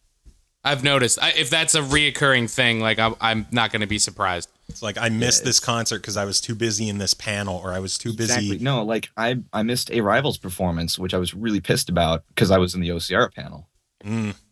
So yeah, I saw some. There was actually a couple videos of his performance on YouTube already, And they were done actually really well. So nice. That's kind of the thing that made me not so bummed about it, is that they took so much video and stuff this year. You know, they have the Twitch stream and all that even if you did really miss a concert or whatever, you could probably go and find it on the internet. So yeah, like the whole Lonely Rolling Stars concert is on there. Yeah. And when my face showed up on the video screen, since we were standing in the back by where they were filming everything, you could just hear me bust out laughing. Like, why the fuck is my face on their video screen? Why not? I love that it was Norg's idea. I know. Like, I thought that would have been Sean's idea. Me too, actually. Of all the people of Lonely Rolling Stars, I would think Sean first. Yeah. But it was Norg. He's such a diva. That would never happen. So, what kind of shows did you check out at MAGFest? What kind of panels did you hit up? Oh, man, not too many. Okay, I went to the OCR panel for obvious reasons. I don't know those reasons. Then I went through I caught like the latter half of their, how to remix panel, which was actually pretty amusing, even though I already know how to remix. Do you? Can you DJP? Yes, exactly. DJep? We get that joke. You don't. Right. That's really, really old. OCR humor, LOL. And beyond that, I wanted to check out, what was that guy's name? Harry Partridge. I wanted to see his panel because his stuff is hilarious, but I missed it. What was he there concerts, for? Who? Shit. I don't even want to list them because I was really stoked to see Machine Supremacy and like all these other bands and stuff, and then I just did not have any time at all. Dude, it's same thing, dude. Because I really wanted to see Machine Supremacy because I listened to them a lot when I was in high school. And as soon as it started coming time for like their performance, like I was still down on the convention floor, like schlepping CDs. Yeah. So I don't even know where I was. Could have been anywhere. Probably drunk. Cuddling with me. He was asleep in the Crazy Taxi like arcade machine. He was curled That's up one thing in a I didn't pinball do table. Very much of this MAGFest is sleep. Yeah. I think we got there Thursday morning, like crack of dawn. And nobody was there practically. Like I saw Brandon Strader because he kind of stands out. Yeah. And I ran into Ben Briggs, but there was hardly anybody else I couldn't find. And I think Thursday I slept for about an hour and a half. Jeez. And then I was up all night until like 7 a.m. Friday. Then I got another couple hours of sleep because I had to be up for the OCR panel. And then I went through that night like till ridiculous hours again, then got like another 3 hours. And then I think finally one of the days I got a whopping 4 hours of sleep, and it was glorious. Yeah, sounds like MAGFest. Yeah. Well, see, Mag 9, I slept way too goddamn much, and I missed out on tons of stuff. So I was like, nope, I'm going to stay awake. Yeah. And you still sleep miss is stuff. for the weak. And you still miss a lot of shit. Yep. Yeah. You can't see everything. That's like another running can't theme hug of all these the interviews. cats. What was that? You can't hug all the cats. Joe hugs all of the cats. I try. all The thing, of the everyone time. wants to hug me. Yeah. I was joking around. You're huggable. Big You're Matt so damn post- huggable. Yeah, I am. I really am. Big Matt posted on Facebook, it's time to start planning for Mag 13. And I just jokingly posted Joe Cam hugging booth for charity. And like, it got so many likes. I You think should put it next to the Jeff Ball massage parlor. yes. Oh my God, his fucking fingers. Holy shit. Because he's a violin player. Like he has. I was powerful waiting for the fingers. explanation because I'm just like, all I heard was ball massage. Jeff Ball, we were talking earlier. Touch, it's ridiculous. Yeah, I'm hoping he could call in a little bit later, but he's a violin player, so he has to have really strong fingers. And while we went down to Potbelly's on Monday, I was just standing there. My back's killing me from the whole weekend, pushing a wheelchair and just walking around constantly. Yeah. He just walked up behind me and started giving me a back massage. I'm like, oh my God, what is this technique you're doing? And it's like you're tapping your fingers on a desk, just rolling your finger. Yeah. That's what he was doing.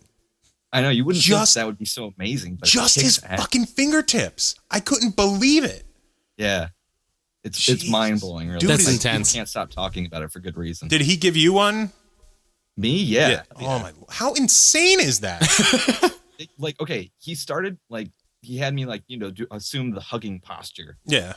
And within, like, a second and a half, of starting his finger thing, Yeah. he found like the biggest goddamn knot in my back and like proceeded to work it out really well. I was like, how did you do that? Like, it wasn't mad because it wasn't anywhere near where he started. He just like, oh, there it is. It was crazy. This is no longer the MAGFest podcast. This is the Ballcast. Ballcast. Yeah. Like literally, as soon as you said that sentence, all I heard was ball massage, and I'm like, okay, Maybe next year. Maybe next. There were so many ball massages. Yeah, at I was saying I want to hire a violin player on the black market and just buy them and keep them in the house so I could get massages anytime. Shit, that's man. messed up. You know what? I was actually really upset that I didn't get to do flip a table. I No. know. I Yeah, completely no, forgot I about was it. I was so psyched about that because I heard about it previously. I was like, oh man, that sounds like fun as hell. But Dude, I saw some of the videos on YouTube already, and they were fucking outrageous. Like, somebody paid enough where they ended up stacking, like, 4 tables on top of each other. Sweet. It was fucking hysterical. Yeah, you could see pictures of when me, Pappy, Ian, and John did it last year at 11. The first, oh my god, it was so fun. Just the four of Chris us. was, showing me pictures of that, and that's what got me super excited for it. I didn't even see it going on at this MAGFest. That's how hard it is to be everywhere. Then again, we had was less there. space this year because of that NASA convention. You would kind of think fucking that shit up. people flipping freaking tables covered in stuff would kind of stand out, but Yeah, and make more noise, but I guess it's right place, right time anymore. Yep. I want to say it was probably on the other side of the convention floor. Like, where they were doing the PlayStation Move jousting. Maybe. Oh yeah, JS Joust. Oh god, I could talk about that all day. Dude, that was the most fun I've had in fucking years. That was probably the most fun I've ever had. Like that is, I'm a firm believer that is the best game of any kind that I've ever played. It really is, dude. It's so fucking cool. Yeah. Like, and the way that I got introduced to it, they were essentially saying like, "Oh, you got to do this JS Joust thing." And then as soon as I heard Joust, I'm like, "Wait, so I get to like carry a stick and run at someone?" Like, what do you mean Joust? Did they just connect a bunch of like PlayStation Move controllers and just duct tape them together and I just stab someone with them? Like, That'd be cool. Legalized murder at MAGFest. hey, that could be a thing. Who's to know when you get out of The murder booth will be right next to the ball massage booth and the hugging booth. it'll get progressively more intense. And it's so you just start with a hug. All for charity. Yeah, you start with the hug, then you go to the ball massage, and then you die. Yes. That sounds like a good weekend, really. Yeah, hey, I mean that's That sounds like the typical MAGFest, really. yeah, True. probably actually. I felt like I was dead by Monday.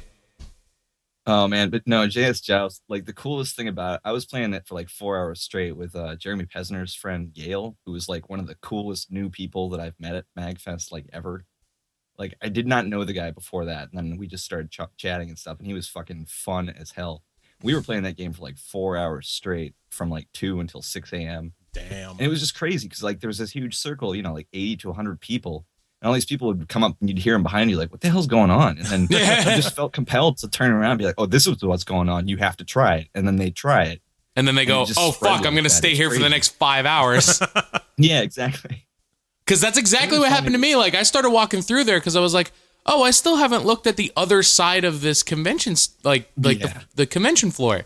So I get over there and I just see this gigantic fucking crowd of people. Like, there at this point, there had to be almost like 250, 300 people there. It was Damn. massive. So I just see all these people and I'm like, "What the fuck is going on over here?" And then I walk over there and I see everybody with the Move controllers, and they're like moving really stealthily, and I'm like, I have no idea what the fuck is going on. But then like I start watching and I look like where the lights start flashing if they're moving too fast and stuff like that, and then everybody's trying to like knock them out of knock the controllers out of their hand. I'm like, oh shit, I think I understand it now. And then like as soon as someone gets knocked out, you're supposed to raise your hand and someone might bring a controller over to you so they know Right. like who wants to play. Yeah. And as soon as I fucking raised my hand up, like this person that just got knocked out, like ran all the way from the other side directly to me, and they're like, "I want to see you play this." So I'm like, Why did "All we right, wanna I'm see- fucking like- I don't know, because I'm a big dude, I guess. I don't You know. had a hat on with a bandana under. Probably, I don't know. It's like, you have tattoos. You got to play this. You might murder someone. I guess that's what they were going off of. Like, I had no clue. But yeah, dude, that was so much fucking fun. So much fun. Like, I really, like, so what? So they just put that, like, on a laptop, essentially? And just, like how do they do that? You know, I'm not even sure anymore. I mean, it runs off Move hardware and stuff. Wizardry. It's, okay. That makes sense. Black magic. They're releasing it now on, like, some game called Super Friends. It's like a compilation of 4 games. Nice. Yeah, so they were playing some of the other ones over there. They look kind of interesting, but, you know, not on JS Joust level, I would say. It looks like we're going to have to pick that up or get it somehow. And then we'll rent out like a fire hall or something. I think Friday or maybe it was Thursday. One of those nights they were doing like 27-person matches. Yeah. Holy shit. We did what was going on while I was down there, it was 4 teams of 3, which is still a lot of people. Huh. But that was fucking outrageous. For the most part it was a free for all, but it was like 8 people.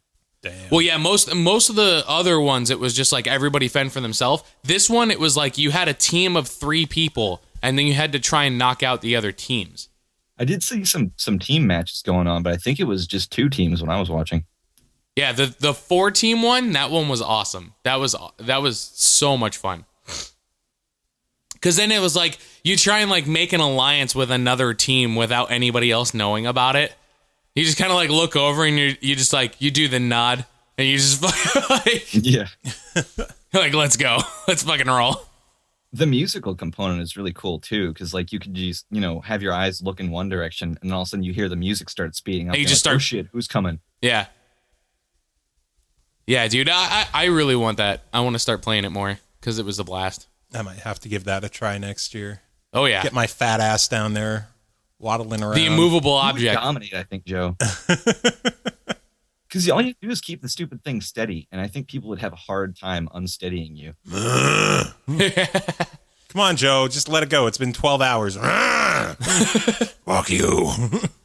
Dude, you'd be surprised at how sensitive that thing really is, though. Yeah. Like, I thought that I'm like, all right, I got this. I've got steady hands. Like, whatever. And, like, I got eliminated within, like, the first, like, 2 minutes. Wow. It was nuts.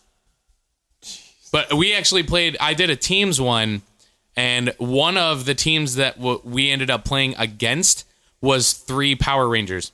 So it was oh my lord. Nice. It was the red one, the blue one, and the black one. Oh man, that reminds me. There was this dude playing when I was first there. He was dressed up as a banana. And he had a GoPro camera in his mouth while he was playing, so he was getting first person. Oh, that's fucking awesome.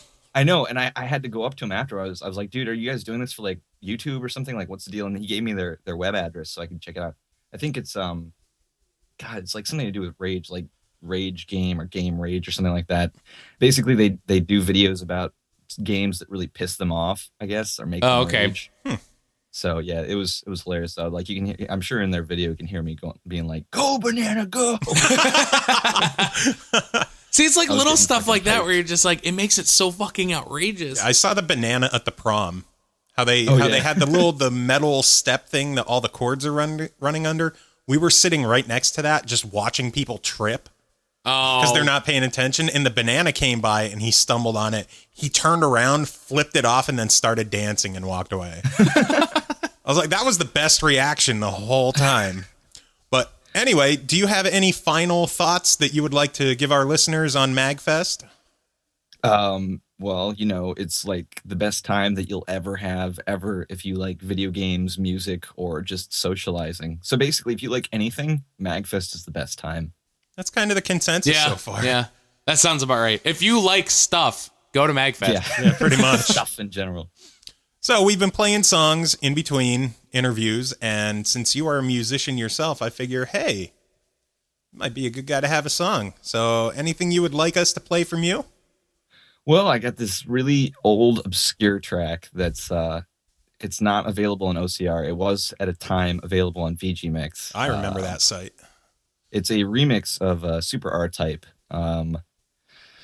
You know, I can't remember the name of the original song off the top of my head, but I think it was like the 3rd or 4th stage. And even though this remix is from like 2005, so it's really damn old.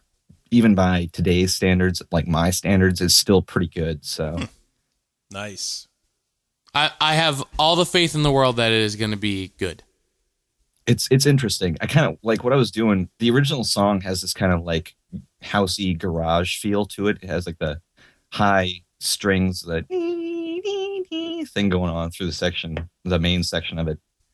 So I kind of try to turn it into like these are the different types of house music sort of thing. Oh, word. Where the first section is kind of like a more synthy based house, and then it goes into a more conventional garage based house style, and then the last section is kind of like way out west progressive house.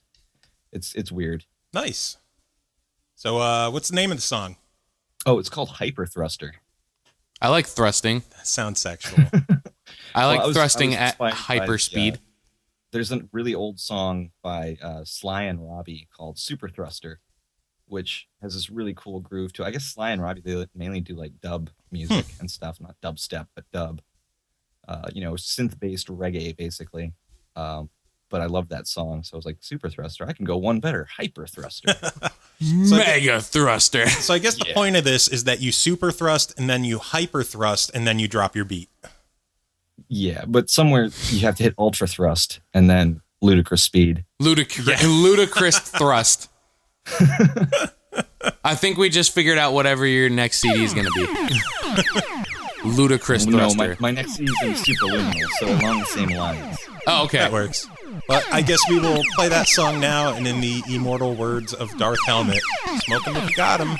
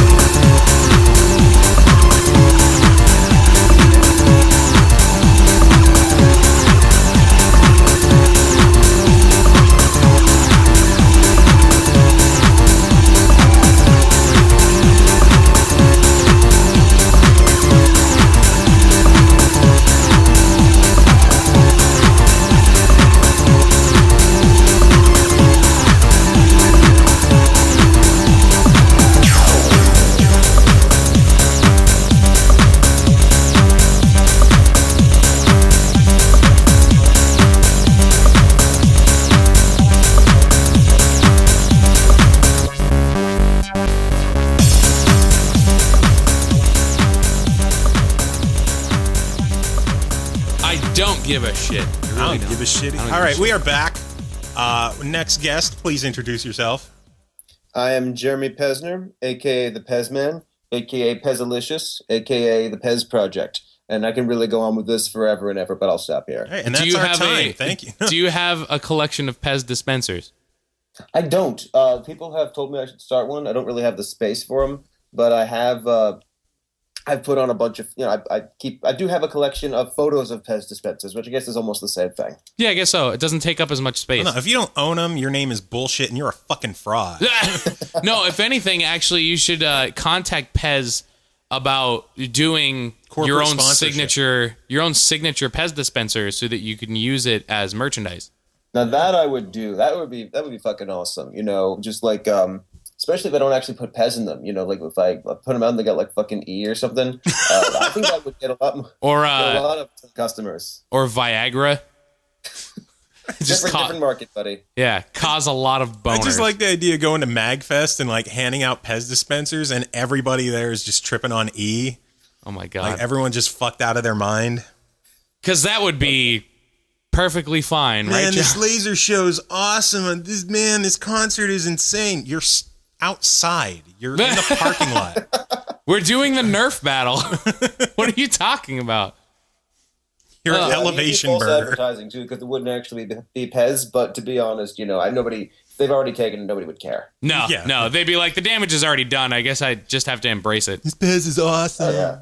This is the best Pez I've ever had. This Pez is making me trip balls. Quite as much of a ring to it, though. No, probably not. The ball tripper man. Something like that. So what did you do at MAGFest this year? So I've been coming to MAGFest since MAGFest 5. Now that was a much different type of convention then. Festival then. Yeah, Didn't even break 1,000 attendees. And when I went there, I did not know anybody. I was 20. How old was I? I was 20 or 21-ish. You know, relatively young in the community. And of course, I've been playing games and I'd been on forums throughout, my high school years. But this was the first time I'd gone to a place where a group of people actually knew each other and were doing forum shit, but in person. That was mind blowing to me. So I know you asked what I do this MAGFest, but explaining that I've been there this long gives some context. So MAGFest has become like a staple in something I do every year. And the more MAGFests I've gone to, the more things I've gotten involved with over time. I got involved with the OCR community shortly after the first MAGFest. That's where I met a lot of them. And I said, hey, I should probably hop on the forums. I like music. I like video games. And I hung out with people on the forums there for a long time. But then I also started getting involved in other aspects of MAGFest. So one thing that I did a lot was of staffing. So I staff for 2 reasons. Obviously, one is that if you work 30 hours, your room and badge and everything else are comped. You get some food too. Oh, that's awesome. Nice. Oh yeah, absolutely. I'm surprised by the number of people who don't know it, but it's a standing offer for anybody who wants to. You know, you can work 30 hours for the fest, and then you basically you don't have to pay anything to go. And when I realized that's I took that route and never looked back. The only problem is that when you do that, sometimes you are inconveniently unable to go to a lot of the things in the festival that you actually want to do. Right, Yeah. right. The running thing of the episode so far is there was so many things at MAGFest. I missed out on MAGFest because I was too busy with MAGFest. Yeah, exactly. You know, they put more MAGFest, dinner MAGFest, so I MAGFest while I MAGFest. Exactly. But, still not enough MAGFest. dog. Precisely. No, I agree 100%. So what all did you accomplish this year?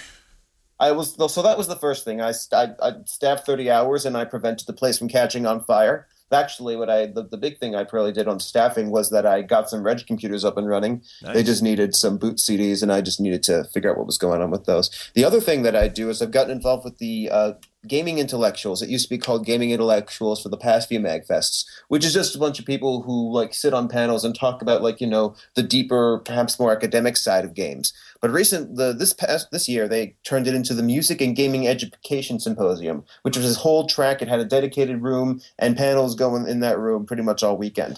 So I actually was on a couple panels. I ran one of my own, which actually had people the audience members playing games in real time. And that way we got to ask them questions like, what did you actually enjoy about this game? How did you adapt to the environment over the period of 10 minutes? That's very cool. This is like the most interesting interview we've done so far. This is legit. Everyone else is like, I played games and I partied and like I passed out. And I got real fucked up. Went to Don't concerts. get me wrong, I had my fair share of that too. So I mentioned my friend Yale, who came with me for the first time. He's that friend of mine who always has pot. Which is a good friend to have. Because that way you don't have to worry about it yourself.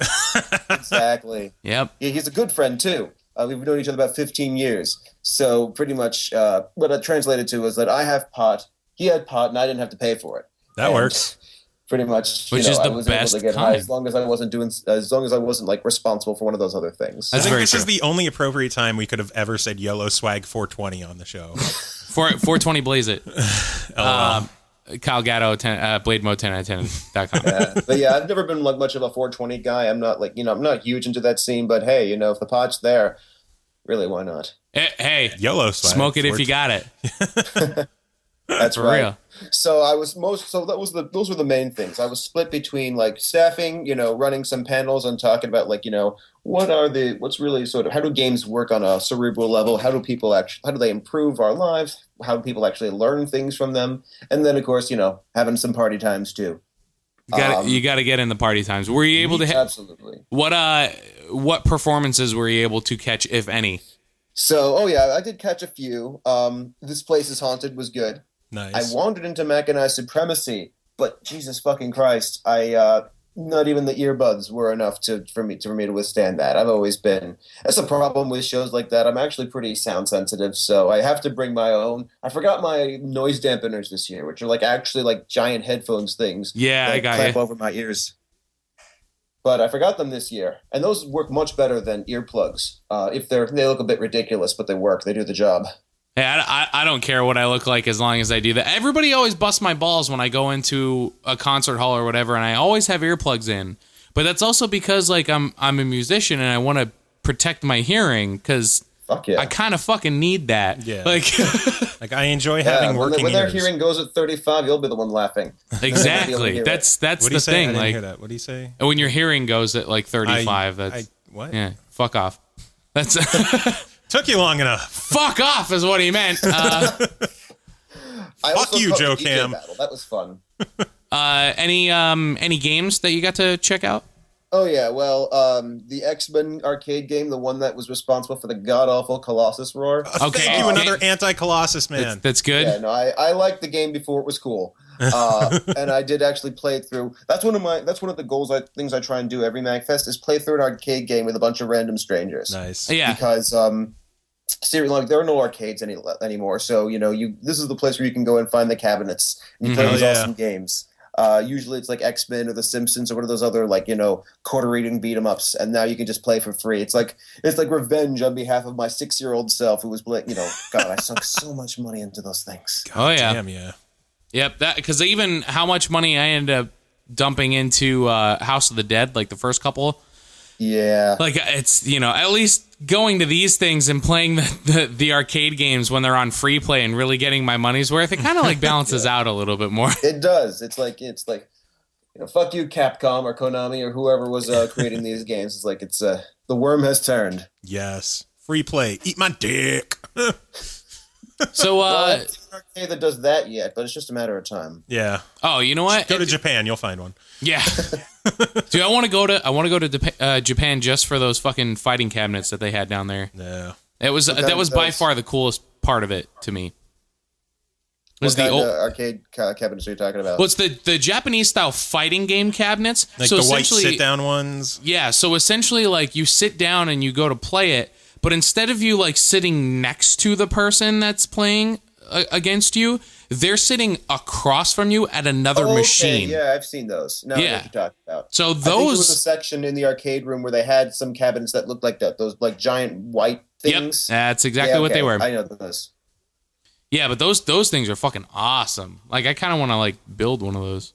It'd be awesome. Yeah, I suck at fighting games, so I didn't play too many of those.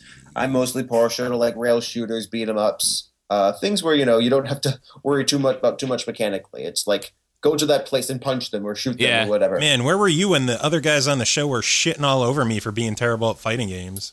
Well, that was a long time ago. Yeah, plus that was a lot of Tim like, oh, you fucking suck at fighting games. How can you fucking suck at fighting games? You just got to learn them. You do have to learn. You have to learn them. That's the thing. Yeah. But when I was in high school, my friends were all fond of playing Guilty Gear. Okay. Yeah, it's a pretty strong fighter, and so I would jump in, but I only knew how to like do 3 moves. And so I played like Potemkin, which is like the giant muscle-bound character, the slow tank guy. And at first, when nobody knew what they were doing, I was able to win a fair amount of the time just by punching them over and over again. And they actually started to say, "You got Pesnerd." If I was able to beat them just by like fucking punching them and like just doing nothing special in particular, they'd say, "You got Pesnerd." Nice. But eventually, they got good enough to be able to beat me handily, and I stopped playing.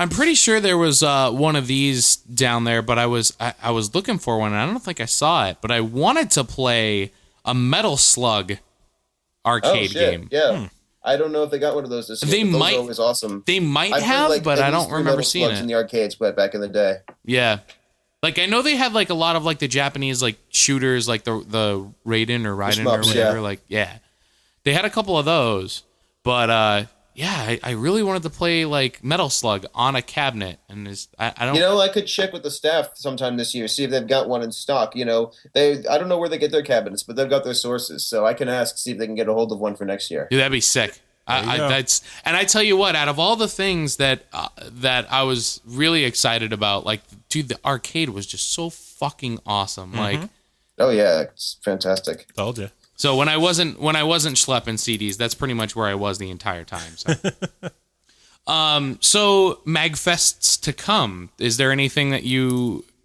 would want to see? Is there anything that you've anticipated it for a while and have been kind of patiently waiting for? One big surprise of this MAGFest was Joust.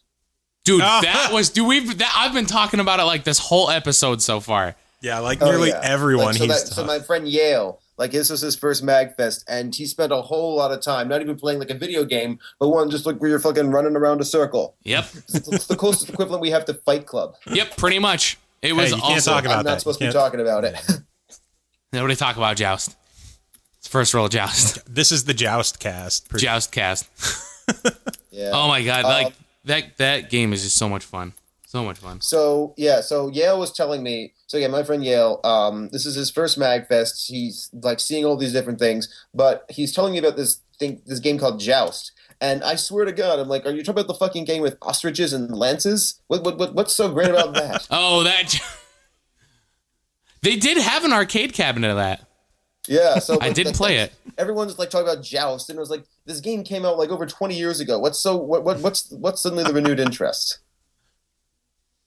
And then you play the new version. Yep. So there is one thing I can take some bragging rights on for this MAGFest. Talk about I did some cool things, but this is going to be my legacy.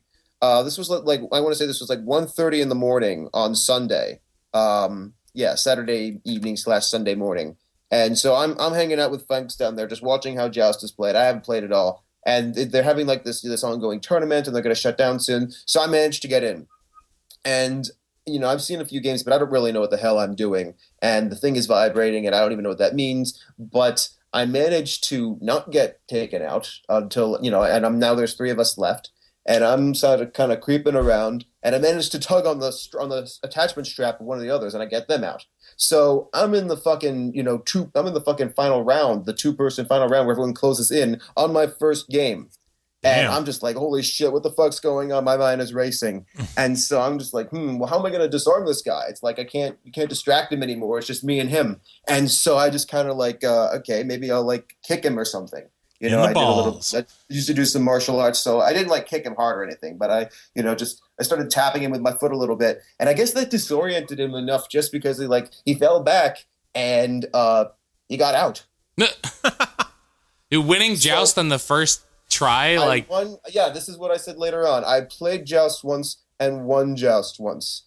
And nice. As soon as that happened, as soon as we realized that, my friend barreled right into me, and it's just a giant bear hug. It was like, what the I still had no idea what was going on, and I didn't know how he got. I still don't know how my final opponent got out exactly. Damn. But I was just like, holy shit. Got to retire on top. A couple of people said, I kind of lost my shit now that you won. It was insane. I kind of feel like I'm gonna retire undefeated. Yeah, I was just gonna say you can't play the game ever again now. Yeah. I know. And I went on the website. It's not clear how we can get a hold of it. We just have to wait till the next con. But it wouldn't be too hard to program with as long as we had some the right tools. And I know some decent software packages that could do the job. I figured it was something that they essentially threw together on a laptop. Like it's not an officially, programmed thing. So Yeah. I swear to God, though, I saw it earlier on. I had no idea what it was. I thought it was some kind of PlayStation rave party. Well, because it's like everybody's like holding the wand things like really different colors, and I was just like, seriously, that's exactly what. And the room is dark. That's exactly what it looks like. Well, and that's the thing. Like when I was playing, the room wasn't dark. There are other versions where they turn the lights off. Oh shit! Nice. Yeah, oh, that's like Joust Plus. Yeah. But so HD remix. That's what it looks like. Like a fucking rave party, and there's until Yale told me about it later, I was like, that's all I assumed it was. They were just like fucking dancing around with Move controllers. I'm like, that's kind of innovative, I guess. Which still would be really fun, actually. Well, since we've had you on for a little bit now, I guess what is your final words of wisdom or final thoughts on this year's MAGFest and MAGFests to come? So, if there's one thing I learned from bringing my friend, this my friend Yale, again, we've known each other a very long time, and I've told him about all this before, but it was only this year that I managed to get him to MAGFest for various number of reasons. But, this was the first time I'd really gotten to see someone's first MAGFest in such a, because he and I hung out a lot. This was the first time I'd gotten to see someone's first MAGFest in such a close and complete capacity since my own. So I sort of got to see a little bit of myself, realize, oh shit, all of this is here for us. And that's an experience that I think that is hard to communicate. It's hard to translate. And I know all sorts of other video game fans who would absolutely love it at MAGFest, but it's really hard to tell people exactly what it is without bringing them there. Yeah. And so I really just sort of have to do my best to drag them along. And as soon as they come, I know they will be staying as part of the family.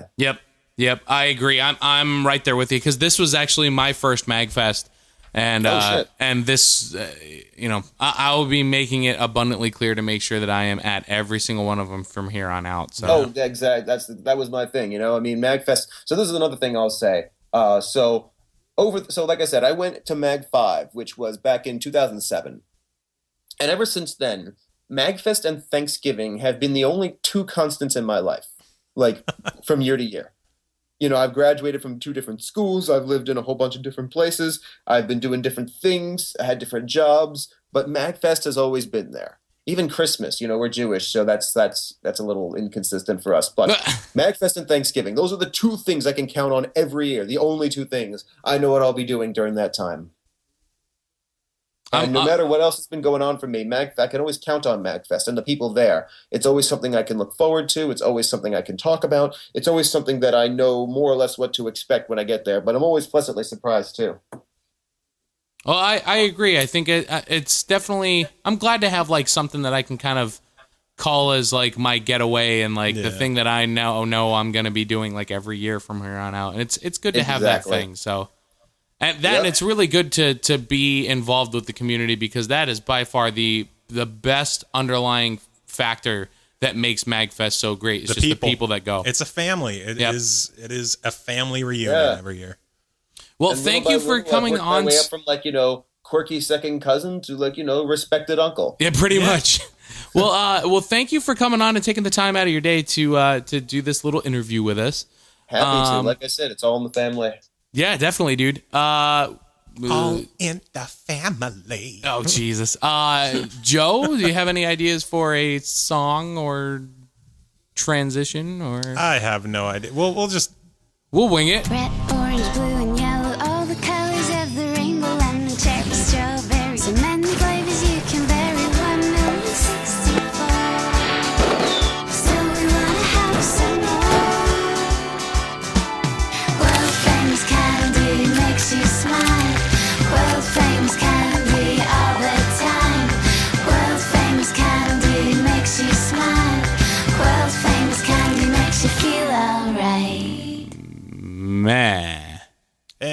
are back, and our next interviewee finally breaking up this sausage fest that we got going on. Hey, we have a female on the line Oh my God. with like boobs and like because boobs. female boob and not John guy. St. John approved boobs. Yeah, John St. John approved. Are they still signed? Honey, I wish they could be, but sadly, there's a thing called soap. Son of a bitch in soap. You could have just got it like tattooed. Yeah, you should have got it autographed and then went right to the tattoo I'm not parlor. tattooing my beauties. No. Hey. Next guy That's you not hook up happening. with. What the fuck What? is... John was here? What? Who the hell's John? Or Duke? Was it Duke? I think he signed a Duke. He put I both. already forgot. It says Duke was here, and then it says John St. John. It was Duke was here on my right boob, and John St. John on my left boob. So now they have names, Duke and John. Duke and John. No, because it's Leo and Raph.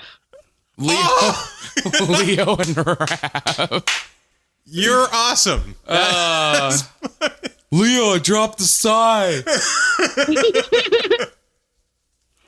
No, I mean, Wow. I know, I'm just kidding. you Leo know, and the more Raph. of a flaming nerd you know I am. I'm a hardcore Ninja Turtles fan. Oh my god, that is so awesome. That's fantastic, actually. And I'm a Leo fan. So. Leonardo's mom. I am a Raph girl. I like them bad. Oh, Most yeah. of them do. Yeah. So what else did you do at MAGFest other Actually, than get what- your boobs signed? Well, first, would you like to introduce yourself? Oh yeah, we didn't even fuck. I'm sorry. We should probably get to know her as something other than the girl who got her boobs signed by John St. John. I'm good with that. My name's Hannah. That's about it. I like to cosplay a lot, and I'm a fanatic of many different types. I like to game when I can. My Xbox was stolen, so I haven't gamed in a while. Oh. I like comic books, anime, and partying And stuff. and stuff. Long walks on the beach. Oh, that's adorable. So what else did you do at MAGFest? I hate walking. That includes exercise, and I just. No, fuck walking. I hate walking. I was just joking. So what No. introduced you to MAGFest? I went to MAGFest last year with my now ex as of this past October. Awkward sauce. Anyway, I went to MAGFest last year with him and his brother, and I had a blast. I saw Power Glove, 5000, raved my ass off. Then I ended up hanging out with John St. John at the hotel outside for about an hour, and we just bullshitted, and I had him talk to a friend for about an hour about voice acting because he's trying to get into voice acting. Nice. And I think at the time, I don't know if I actually cosplayed. If I did, it was Naruto, of all fucking things. At a MAGFest. But Yeah. people are yeah. supportive of that anyway. Yeah. Well, I mean, I'm the person who will wear the Metallica shirt to an anime convention just to fuck with people. Chris. But, Yeah, I know. I'm that guy. I'm sorry. You're the guy wearing the Misfits vagina shirt at MAGFest. Listen, that shirt got a lot of attention. It did. Not always the good attention, but No, it was the best attention. Other than the guy, we went to that Thai food place that was like outside of where the hotel and the convention center was. Oh, God. And the entire time that we were there, like, I didn't realize that was the shirt that I was wearing. And essentially, like, just so you know, it literally is like the Misfits skull, but instead of it saying Misfits on the top, it just says vagina. That's fucking beautiful. So, like, I didn't realize what shirt I was wearing. And, like, here I am at this restaurant, and the guy that's behind the counter, like, keeps giving me dirty looks. And I'm like, and I have no idea why. I'm like, what the fuck is this guy's problem? Like, and then I look down and I'm like, oh, maybe it's my shirt. Like, how do you forget you're wearing that shirt? because it's just a shirt. Like, it's not like, oh, I'm gonna make sure that I fuck with people today, and I'm gonna wear this shirt. Like if I wore a shirt that said like flaming cunt on it, I would probably remember that. I need to make those shirts. What, they say flaming cunt? Yeah, I'd wear that. I'd wear the fuck out of that. Actually. Hannah, would you wear a flaming cunt shirt? Hell yeah. Well, I know what I have to make fucking for next year for MAGFest. Sweet. On the front, Hey, there you go. That'll be my fictitious band name for next year. That'll It'll be be your next Flaming CD. Cunt, and on the back of it, it'll just say MAGFest 13. Yes. I'll wear that in a heartbeat. Perfect. Sweet. You have your first sale. There it is. Yep. Oh my lord. So, other than seeing Sanjay San, Sanjay? Derp, derp, derp, derp. herp a derp. Other than Sanjay seeing Gupta. John St. John, that's what I meant to say. This year, what else did you check out? I went to Fat Kris. I don't know if you guys know him. I know he did a lot of electronics there this year. No. Sorry. I went to his panel on Thursday, The Art of Retro Video Gaming, because that motherfucker has so many NES games, it's ridiculous. But I've known Fat Kris for a while, so I went to his panel out of respect, and I ended up partying the rest of the night with him, pretty much the rest of the MAGFest, just him and a bunch of his friends. Nice. So, arcade, much shows, any of that? Bands. I kick ass at old school Street Fighter. I fucking challenge anybody out there. Damn, I should have been over there. Fuck. Someone needs to hang out with A Rival. Dude, oh my god, A Rival is so fucking nasty at Third Strike. Ugh. Did you see A Rival? It's absurd. Do you know who A Rival is? I have no idea, but He I'm played, gonna have to find out. what is it? I think he played the second. No, he played the main stage, isn't he? Well, he was in the Chip Show. Oh, okay, yeah. But yeah, he performed there this year, and God, that kid is just seriously so fucking nasty at Third Strike. Like, I was down in the arcade and I watched him like literally just tear through like 16, 17 people like right in a row. And I'm just like, holy fuck, dude! Like, yeah, he's absurd at that fucking game. I will have to find him. He is a long-time attendee, too. He has been going since MAGFest 2, and I think he only missed 1 year. That is an awesome record. Yeah. Yep. Almost as good Almost as mine. as good as yours. Almost. He's been to every single one of them. Nice. 12 for 12. 12 for 12 for 12. Still got all the badges, too. I think that's the more impressive thing. I should think if lay I would them- have gone like every single year, I would have lost at least one by now. Yeah, I should lay them all side by side, try to figure out what the order is, and just put them online. I think that'd be cool. Use it for the picture for the fucking I know that podcast. the M3 one is faded as fuck, too. Oh, really? Yeah. That's unfortunate.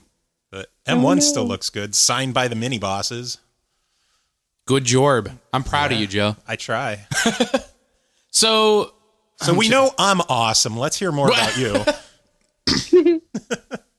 I mean, like, so you said you're into a bunch of other things, obviously, not just music and not just gaming.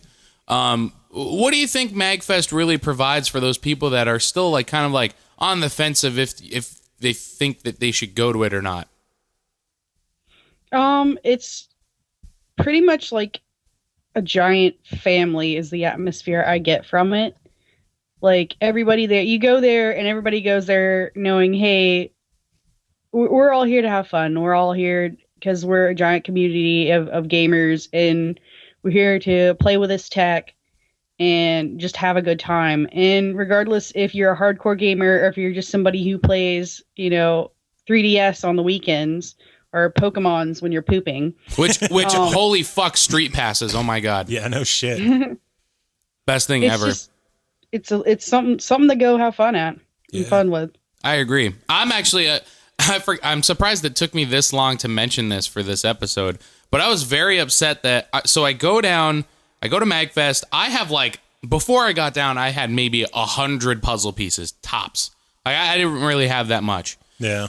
So I get down there, I'm getting puzzle pieces like a fucking boss. Like I'm clearing my street passes like every fucking 5 minutes, and I'm tearing through them. I get all of my pink pieces. I finish like almost every single fucking puzzle. As soon as I get home from MAGFest, oh, there's an update. You should update your 3DS. As soon as I update my 3DS, oh, here's a new fucking puzzle. Yeah. Like, God damn it, Nintendo. Like, Yeah, no shit. That happened the past 2 years, this year and last year. As soon as I come home, it's bullshit. there's a new 3DS puzzle. Nintendo, you motherfuckers. I swear they just look at the calendar and just go, yeah, yes, let's wait. Ah. MAGFest is over, new puzzle. PAX is over, new puzzle. Right? They did the Otacon's same over, new fucking puzzle. thing. Like, Sons It's of a bitches. conspiracy. it really is. It really is. Sons of bitches. So, did you pick up like any good swag from the tables? There was a lot of really cool booths there. No, I didn't get to pick up anything because I went in.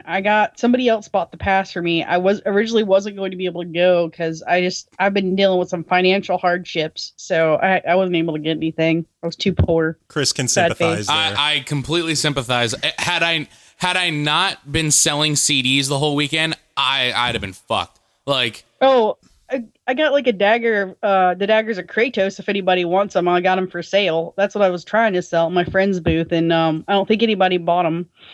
toss them up online. You'll definitely be able to find more buyers in that type of situation. I tend to think that the majority of people that were down there and that they were looking for swag, it was essentially like if they had any extra money once like the convention was over. Like it seemed like Sunday was the day that everybody's like, all right, I guess I could buy shit. Like, yeah. That's how it always is. Yeah, everybody buys crap on Sundays. It's like that at every con.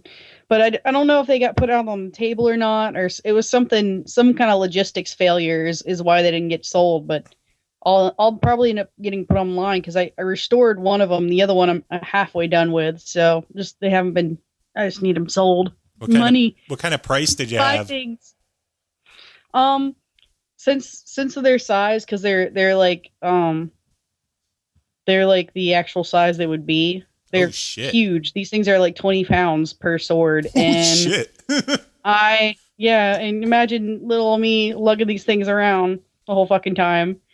I priced them about 300. So they're 150 per sword. Oh wow. Yeah, 300 the pair because they're restored. The casing's leather. Well, it's fake leather. The casing's been restored, and then I can sharpen them for another $50. Oh. So you can really murder You could people. really make. You could just use it as a kitchen utensil. No, that we do not condone murder on the SML podcast. I just bullshit. Want to make that. I do it all the time. Gotta cover our asses here, man. Nope. I'm a man of the people. I'm honest. All right, fuck it. We love murder on the SML podcast. Murder. So $300, and Hannah here will mail you murder weapons so you can murder I'm people. good with that. And then an extra 50, they'll be sharp.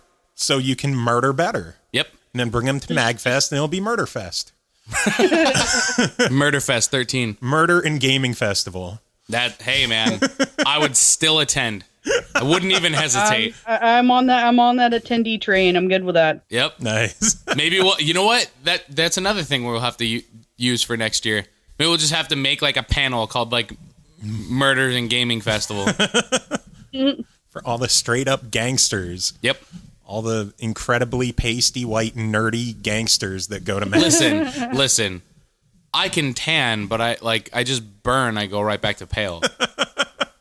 I know those feels. I'm mostly Irish. I step in the sun and it's just like I catch on fire. Yeah. Man, that sucks. Yeah. I have 100 SPF sunscreen I have to put on every day.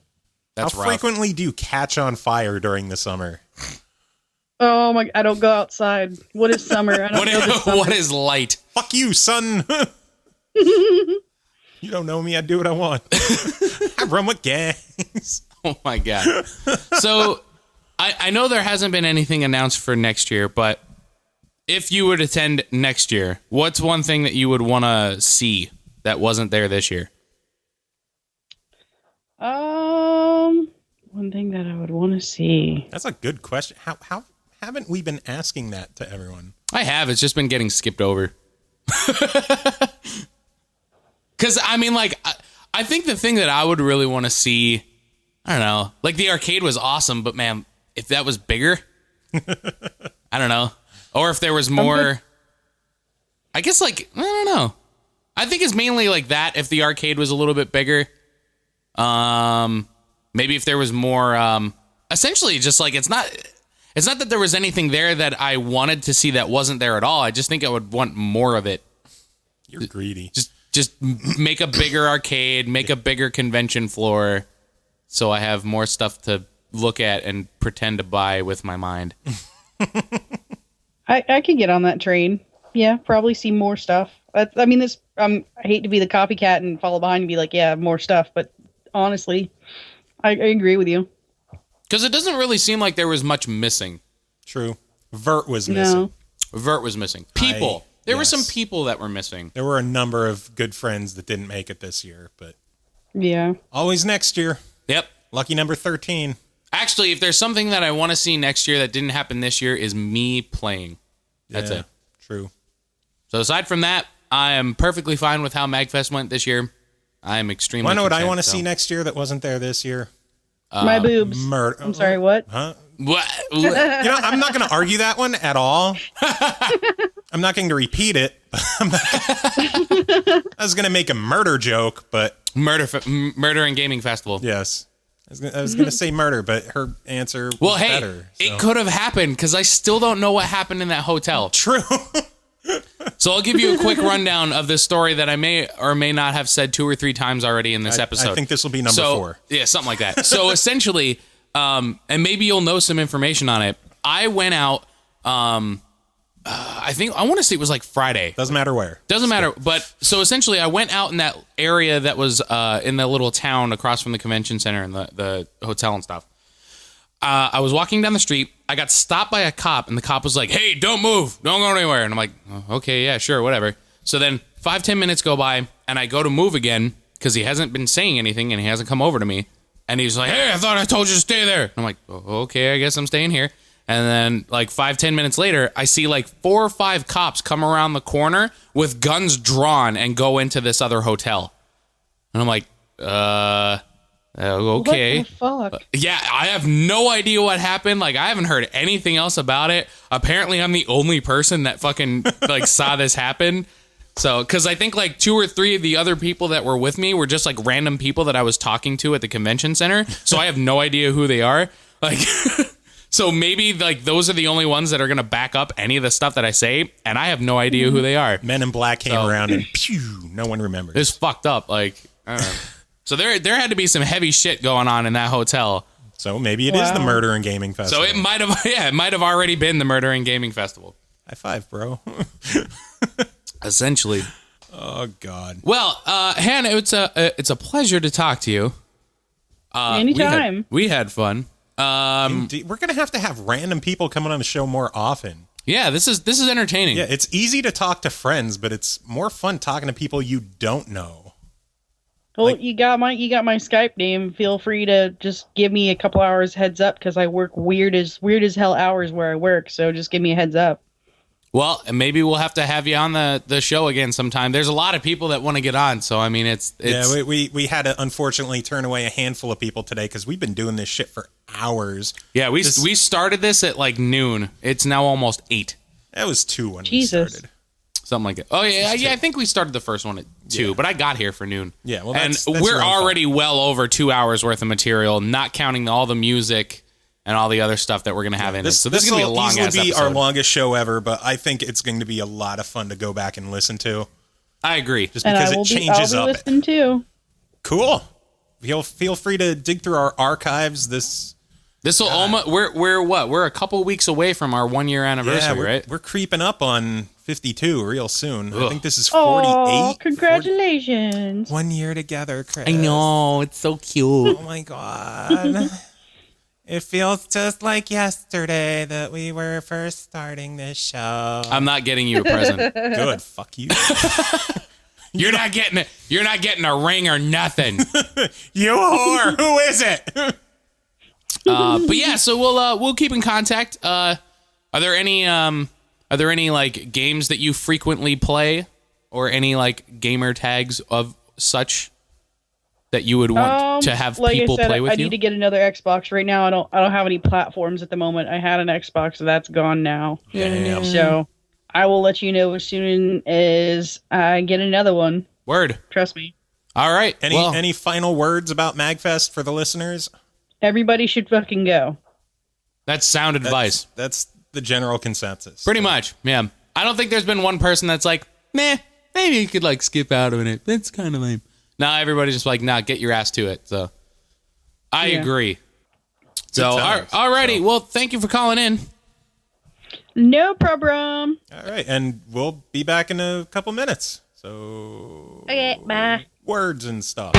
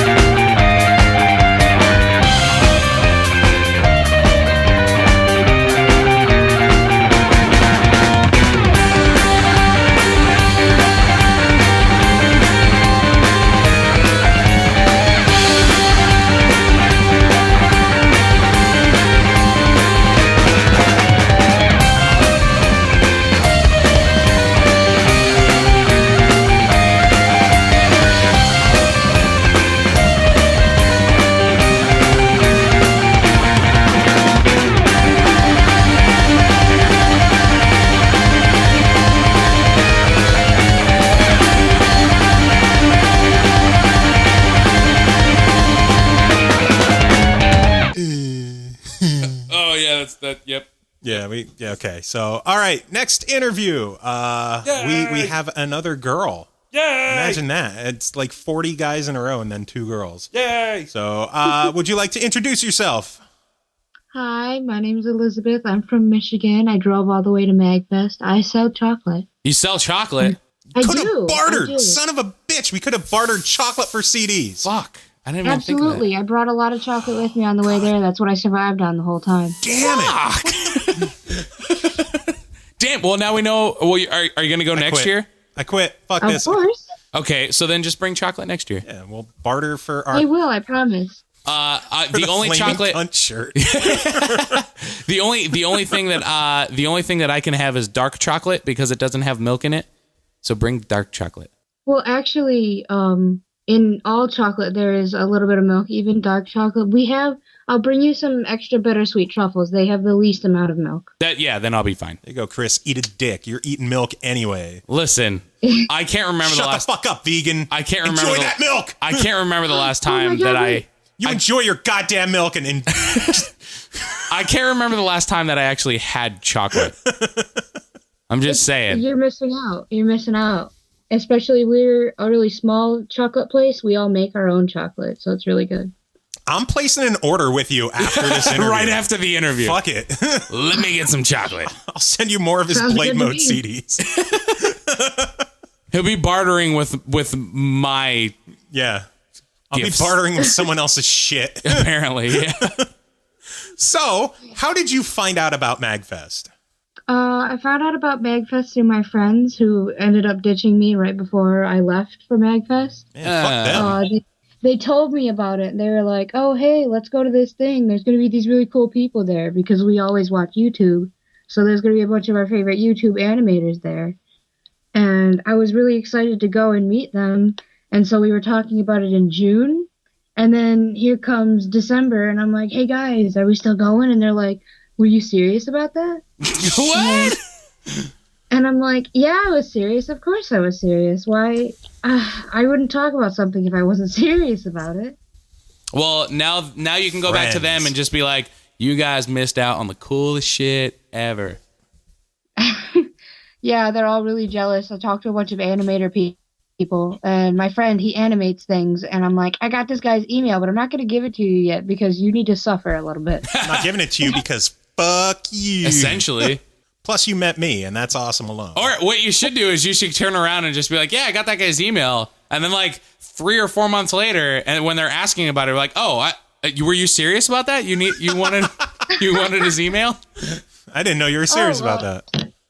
Well, I lost it. Sorry. Yeah, right? Yeah. Shit happens, right? Sucks to be you. Well, I could do that to him. He's a really great person. He just he's stupid sometimes. People are like that. It happens. Like me. Yeah, something like that. So I'm stupid. So you were able to check out some animators and stuff like that. So obviously, like through the panels and stuff, did you check out any of the bands that were there? I did. I don't remember any of their names though. It was a big deal. There was a lot of people playing, so I kind of got lost in some of the concerts as well. Yeah. So did you make it to Lonely Rolling Stars? I know we tried meeting up there. I made it to them at the end because I was dealing with my hotel people. Yeah, I remember you telling me about the hotel. You're going to have to fill Kris in on that in a little bit. But what all did you see of Lonely Rolling Stars? I saw the end. I don't remember specific things because it was probably the Katamari. Probably. Yeah. I believe it was. I came in during the Katamari one, and then other than that, I had to leave again. It was a big foggy mess, but with all the bands, I know I saw one of the main stage DJs, and they were pretty cool. Nice. I can't remember any of their names because I'm the worst at this. It's okay. I understand. There was a lot of people. Like, I ended up bumping into like so many people that I'm just like, I've heard your name before. Yeah. And now I'm finally meeting you, and I'm so going to forget your name as soon as you walk away. Like, I felt really bad about it, but that's just how it goes down there. It just really seems like there's just so many people. Hell, even in my hotel room in the Lumberjack Lounge, there's times where I'm walking around like, who the fuck are I? Like, I know who you are, but who are you? Yeah. I've seen your face around, but I have no idea who you are. You've been in my room the past 4 years, but I still don't know who you are. Then again, 4 years is such a long time. And then you just walk in and like, why the fuck is Tommy Tallarico in my room? Like, how? Oh, that's awesome. Yeah, I just came back from doing something. It's like, oh hey, Tommy Tallarico's over by the bar. Like, what? Like, really? Him? So that was pretty neat. I thought the more interesting one was like, I came up to like hang out with you, and then he was just like, oh, do you want to meet Duke Nukem? Yeah. I'm like, that's a stupid question. Him? So he was up in the Lumberjack Lounge hanging out and just for chilling like 2 hours or something. Yeah, farting around with us Friday night, talking about hugga chugga football and his fucking Chargers. Yeah, he's a Chargers fan, so dick. Fuck oh, his gross. Steelers. I'm sorry. I like football. I live in Michigan, and so I'm kind of a Detroit Lions fan, but not really. Oh, you poor girl. I'm pretty excited for the next season because they fired the coach. Yeah, I heard about that. So on the bright side, you're not a Bucks fan. Yeah, fuck off. Oh, God. I know. We were good back in the day. You were good for a day. Something like that. Hey, they won a Super Bowl in my lifetime, and I was a fan of the team during it. That's what I'm fine with it. I'm cool with it. Yeah. And also because I forgot to mention this during this podcast as well. Jesus, fuck your fucking field goal from the 50-yard line on Tecmo Super Bowl on the NES. That is the biggest horse shit that I've ever seen in my entire life. The one night as everything was like winding down at MAGFest, How like, didn't that come up already? Me and Jesus were playing Tecmo Super Bowl. And he like I ended up stopping him at like somewhere around like the 50-yard line, and he's just like, fuck it, I'm gonna go for a field goal. I'm like, great, so I'll just get the ball at the 50. No, the fucker makes it from the 50-yard line. Like, I was yelling loud enough for one of our friends down the hall to hear me. Like, he's like, what was going on in your room at like 11 last night? All I heard was laughing, and then, are you fucking kidding me? From the 50-yard line? What the fuck? I was pissed. I was really pissed. So, that was... fuck Tecmo Super Bowl. God damn it. And their insanely long field goals. Oh, good stuff. Unrealistic. So what happened at your hotel room? I'm curious to see what happened. Well, my first hotel room, I was at a Days Inn in Alexandria, and it was pretty run down, and I didn't complain about it at all because I expected it was like $49 a night, not a big deal. But I moved because of the weather, and I just did not feel like driving like 6 miles, and the roads are awful. The roads were awful because of that storm. Yeah. And so I reserved a hotel room at the Westin on the harbor. And I get there. It's like a 4-star hotel. It's super swanky. I'm like, woo, look at this. I'm an adult. Yay, me. Really nice hotels. And so I'm by myself with my friend. That doesn't make sense. But and I'm there. And I get up to my room and we see that they haven't really cleaned it very well. Like, not at all. They made our beds and stuff. But we looked under our beds. And I don't eat chicken or beef or stuff like that. I only eat like maybe fish and milk, because I'm like a pescatarian or whatever they call it. Yeah, I was pescatarian for a year. Yeah, well, I don't eat chicken. I'm absolutely disgusted by it. And so I look under there, and there's 2 McChicken wraps or whatever from McDonald's. And I'm like, this is fucking gross. Are you kidding me? But being the really nice person that I am, I really can't be like super pissed off about it with the concierge people, because I just can't. It's not their job. It's the cleaning staff. It's their fault. But I called down and I was like, hey, I'm going to be up at the Gaylord in a few minutes. Can you send up the cleaning service? They didn't really clean my hotel room before I got there. So, yeah, thanks. And the lady was very apologetic and very kind about it the first time. And I was really glad. So we come back, and then I trust people too much, so I didn't really check to see if they cleaned it. But they made my bed. They did all this stuff. They put all my stuff away, which was nice. And then the next night, my friend Melanie, she looks under the bed and she goes, are you fucking kidding me? And the same shit is still under the bed. And I'm like, are you kidding me? I was so pissed off. I'm in my bare feet and my pajama pants and just the shittiest looking at like everything. And I grab a bag and I go down to the concierge desk in my bare feet. And I'm like, I hold up the bag and I'm like, you guys didn't clean my hotel room. You just pushed everything back under the bed. What the fuck? So I ended up getting a bunch of free stuff. Hey, you know what? Free stuff is the best kind of stuff. Did they offer you a free McChicken? Oh, fuck. Whoa! I'm sorry, I had to. No, that would be so awful. I'm absolutely grossed out by chicken, but I got a free like dinner and room service, and then they like gave me like 2,000 points on my preferred guest account or whatever that is. Oh, yeah. Damn. Where you have to reach like a bajillion points so that you can get like a free fucking salad. Free bagel in the morning. Yeah. Yeah. Here's your free glass of water. Yeah. Oh, that's high class. I tell you what, the rooms at the Gaylord were pretty nice. I was okay with rooms them. at the Gaylord are very nice. Yeah. I dug it. Then again, when you have a presidential suite, Well, shit yeah, looks fuck nice. that, man. Like, I know. Dude, it's nuts. Like, we were, how many people did we fit in that fucking room? A lot. There had to be like 40 or more people at the height. Oh, there was way more than that. It was fucking crazy. Holy shit.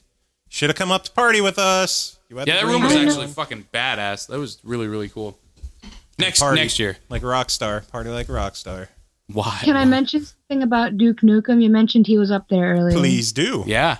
I was leaving one of the panels. I think it was the Game Grumps panel, and he was so tall. He's very tall. I'm like 5'2.5", and he's like, I don't even know, over 6 feet. And he comes, like, he runs into me. And he's like, "Excuse me, I have to find my wife," and like the deepest and scariest voice. He was super cool. He was super nice when I met him. Like, he's a pretty cool dude. Yeah, he was really, really cool. And he enjoyed the CD apparently. So. Did he? Yeah. Did you hear from him? Yeah, we bumped into him. When the fuck did we bump into him? I forget. I think it was like before we had left. Like he was down in the lobby or something. Nice. I forget. I don't remember. What did he say? He was just like, "Yeah, dude, I dug it. I'm glad I got a copy of it because that's apparently cool. Duke Nukem liked the CD." Yeah. Oh my gosh, I really hope you didn't hear that. I have no idea what you're talking about. I belched a little. Oh no, my dad's downstairs and he's watching probably my Netflix, and he laughed really loud and really hard. That's good. He wasn't laughing at us, so it's no, he wasn't. We're not entertaining enough to warrant laughs. Warrant. Oh, you're very entertaining. It's fine. Yay. People like us. Something like that. Zach likes us. Zach will email us. We still have to do the email. Oh, shit. Fuck, I'll do it. Liz, you can hang out for an email, right? Yeah. My buddy emailed us about MAGFest, and we we're supposed to read emails when we get them. Yeah, Well, yeah, that's... Go ahead. I'll read. Yeah, but we never get emails enough to actually have to remember to read them. Yeah, and he emailed about... Oh, shit, Len wrote us, too. Len wrote us? Yeah. Len's cool. Okay, we'll do Randall's first. So this is my buddy Randall. Okay, I'm ready. People know him as Senpai Miles or Flozax. He actually did the logo for our podcast. Oh, sweet. Yeah, that's him. He said, "Hey, y'all, MAGFest was, as always, super awesome. It was fantastic to see all my distant Lumberjack Lounge friends again and meet many, many, many new ones. Could have been you, Liz." He's just going to keep rubbing that in like it's... Next year, she'll get the hint. Next year, she'll be like, "I'll come to your fucking room." Like, all right, if it'll get you to shut up. Like, Jesus, leave me alone. God damn it. God, and shave your beard. You're so fucking creepy. I like beards. There's nothing wrong with a well-groomed beard. You didn't nuzzle mine. That was an achievement that you missed. Yeah, but that's because what's his name forgot all the papers. Yeah, fucking Norg. That's okay. It happens. Despite not being able to table in the vendor hall this year, I'm still coming away feeling super recharged and inspired. I'm going to keep this short and just shout out to Joe, Kris, Pappy, Jesus, Maximo, Hex and Brittany, Tina, Jess Perk, Josh, Brandon Strader, Flick, John, Maze Dude, Rez, Katie, Kay, Kevin Bulk, and all the other people I'm forgetting for making MAG worth attending each and every year. Did he miss anyone? I don't think he did. I read off half he was like, "Oh, let me quickly just rattle off like a bajillion goddamn names." Like he continues. Also, keep an eye on RandallDrew.com or TheRealDorona.com this spring for Beyond Mode 7, a Super Nintendo themed art and comics anthology co-edited by myself and Jesse Dorona and featuring some amazing artists and writers from all over the comics and gaming world. 10 out of 10 BeyondMode.com. Yes, BeyondMode7.com. I think I'm actually in the book. Are you? Because I wrote up a big-ass thing on Earthbound. Oh, sweet. And sent it into him. He says, "Till we meet again, keep on gaming, Flozax." Words. So, thank you, Randall, you dickhole. Dickhole. I love Randall. Oh. I think he added me on Facebook like a couple days ago or something. Yeah. He's good peoples. And then Len from Sword Tech Games. Len's cool. Len's good peeps. Since Kunal was too fucking busy to contact us. Hey, listen. Kunal like sat in on my Jam Space impromptu concert thing. So hey, him not calling us is why we're ditching his song. That's not fair. No, it's because Lonely Rolling Stars might do an intro song for us. Oh, well, yeah. Yeah, and Kunal had a good year. He did. His song has had a good year, so fuck him. Len writes, "Hey, just wanted to write in and say that while at MAGFest, I must have been in the correct places to be for my first year, because if I was at a party or show and had checked out my phone, Joe always had something about if you aren't here, you were doing MAGFest wrong, which I did. Yeah, you did. You did. Joe, thanks for being a good barometer for if I was at the best of the best events at MAGFest. It felt good to know as a noob that I wasn't missing out on the best shit. Len Stewart. Len's a good guy. He is. I'm glad he wrote in. That was really cool of him to write in. So thank you, Len. Fuck you, Kunal. No, we'll get Kunal on again soon. I think he's going to try visiting sometime in February. Oh, that'd be baller. It'd probably be on a weekend or something, but we could always tape the show early. Hey, we'll adapt. Yeah, we are men of the people. It's Kunal. Yes. See, now all Lizzie has to do is come visit us. She could be on the podcast. I still really want to go to fucking, what is it, Buffalo or whatever? Yeah, Buffalo, go see We'll go see Danimal, the guy we haven't interviewed yet. Yeah. That guy. Because he's next. Quote unquote. He's next. We may or may not have already recorded his part, but you'll be... No, we are totally recording this all in order. There has been no special editing tricks or out of order interview. Fuck it. We already interviewed him. I have no idea. We already interviewed him. Whatever. YOLO. You have to wait. Yeah. You have to wait because fuck you. Stay tuned. He's next. And we go for like a half hour with him. Something like that. We go for a while. I'm sorry. We're planning to go for like... Whatever. Whatever. Hey, this is already the longest podcast in existence ever. No shit. Anyway. I'm just happy we got an exclusive new song from Danimal to air. We do. Plus, the music industry is horrible. Yeah, that one too. So now that we're ignoring our current guest to talk about the next... Hi, everybody. I'm still here. Yeah. And that was the correct response. Thank you. No problem. Do you want to introduce yourself again? Again. Still Elizabeth Brown. So what are your final words of your MAGFest experience? I'd have to say it was almost undescribable. It was fantastic, amazing, exciting. I've never been so social in my whole life and felt so at home anywhere other than here. And I cannot wait until next year to go back. Me really can. too. Sounds like good words of wisdom. Yep. I'm so excited. Plus, she met me. Man, Yes, you're I just... did. Heck, you. I met all of you people, and it's the best thing ever because you're all really funny and really cool and super chill. Yeah, we try. I'm glad you dug the CD though. I'm very happy about that. What was your favorite I song? would recommend your CD to everybody. Everybody should listen to it if you like awesome music. Blademode 10 out of 10. Blademode 10 out of 10. Calgato.com. Like, a 10 out of 10, super awesome. Listen to it. Oh my gosh, I'm a female. What was your favorite track if you remember? I really like the first one and the last one were my favorite. The one with like Inner Party System remix. I really like that one. That one was the one that I listened to. That was Beatdrop. You got a different CD. No, that's fine. Kris, Beatdrop's is awesome. Beatdrop's CD is amazing. Yeah. Totally different guy. I like Beatdrop. Yeah, Beatdrop was the That's okay. I will make sure to get you one of the copies of the CD. Yeah, we'll hook you up. Oh yeah, definitely. So that I'm definitely Beatdrop remix of Inner Party System. Dude, it is really fucking good. We interviewed him, so you could listen to him earlier in the show. Yeah, I would love to. And then like also, I don't know, you didn't sound the same as the guy that I met that gave me the CD, the Beatdrop guy. So yeah, he was really cool. You'll hear his voice earlier on in the recording, like 4 hours ago. Something like I don't know. Just rewind it 4 hours and you'll hear it. He'll be negative numbers. Listen to last week's show. He was on last week's show. Was he? Yeah. Oh my God, he was on last week's show. He showed up at Ailshaw's and we talked to him. Wow, so I guess you're not wrong. No, I'm not. The joke works and it's authentic. How it's about accurate. How about it?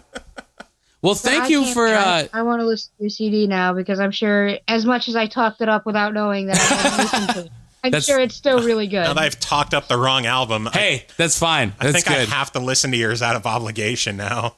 I will still make sure that Joe sends you a link to the Bandcamp when I have it set up, which should be...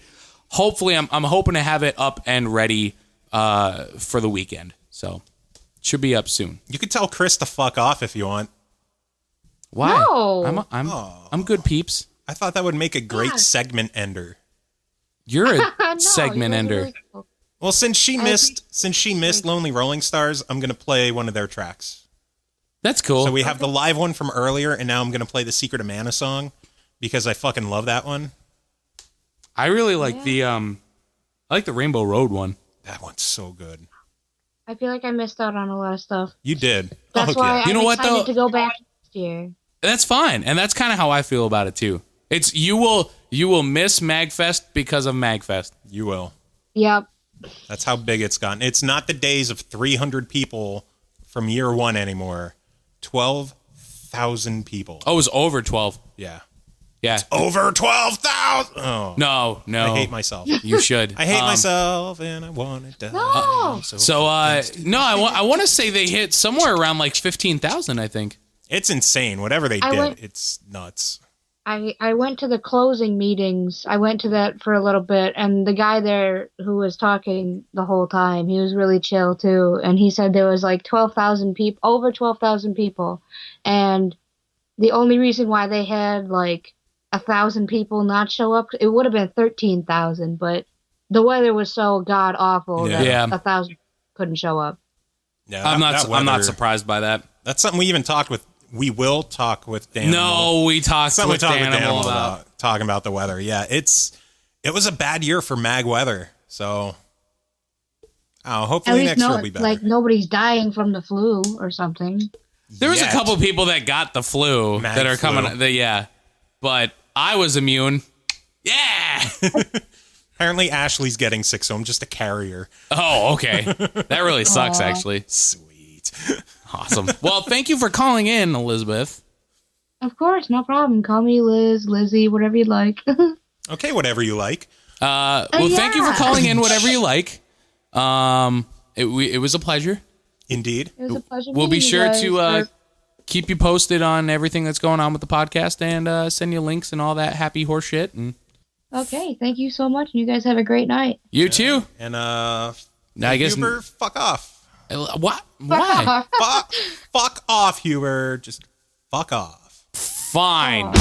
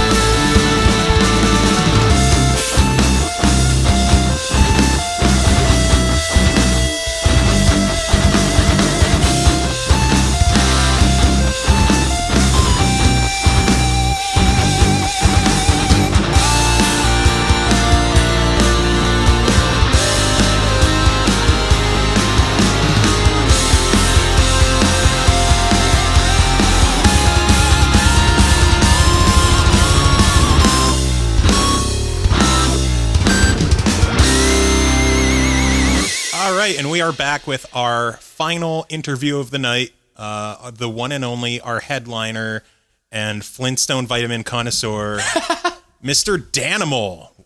Welcome to the show. How are you? I'm good.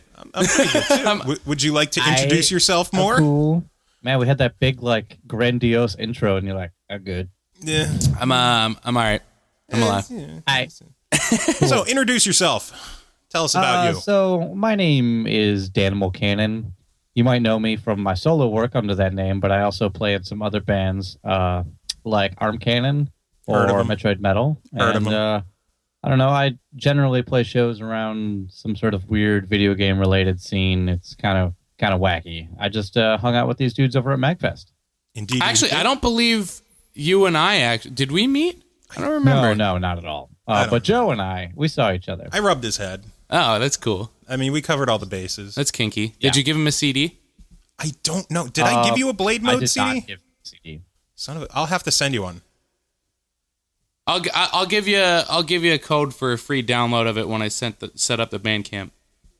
Dude, download codes are the jam. Dude, right? I didn't know that they existed. I'm going through I never set up a Bandcamp before, so I'm doing this for the first time because everybody at MAGFest was like, "Do you have a Bandcamp?" I'm like, "No, I don't." Yeah. So I'm setting one up for the CD that I ended up doing, and I'm like going through all the stuff, and I'm going through the settings, and they're like, "Well, you can't set it for free and pay what you want because if people don't pay it, then you only have so many codes." And then I'm like, oh, right. Well, that's cool, actually. Because then I could just give out codes for it. Yeah. So, yeah. So I'll give you a code for the CD when I put up the page. I love download codes because I have some people I'll be on the road or something, and people will be like, "Hey, let's trade CDs," and they want my CD much more than I would like their CD. For lack of this happens occasionally. I've never been one for trading CDs. I mean, I do like trading with people that I really enjoy. I like that a lot, but I can't say that every single person that's wanted to trade with me, I've been like, yeah, this is a fair trade. This is a fair trade. Yeah, but download codes are great because then it doesn't cost any overhead or anything, Nope. and everyone still gets to be happy and like each other without me being like, these cost money and I don't want your CD. Yeah, essentially. But yeah, I'll make sure I get me to one, be a jerk less so. Yeah. Yeah, that's a thing.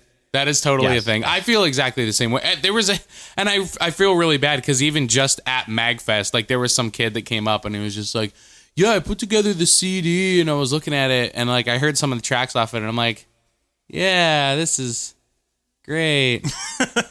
I really appreciate they can't all it. be winners. I know a lot of amazing, talented people, but they can't all be winners. No, and I'm fully aware of that. But this kid, I could tell that the kid put a little bit of work into it. So that's why I was like, fuck, man. I don't want to be that guy. This is my first MAGFest. I don't want to come off as some sort of dick.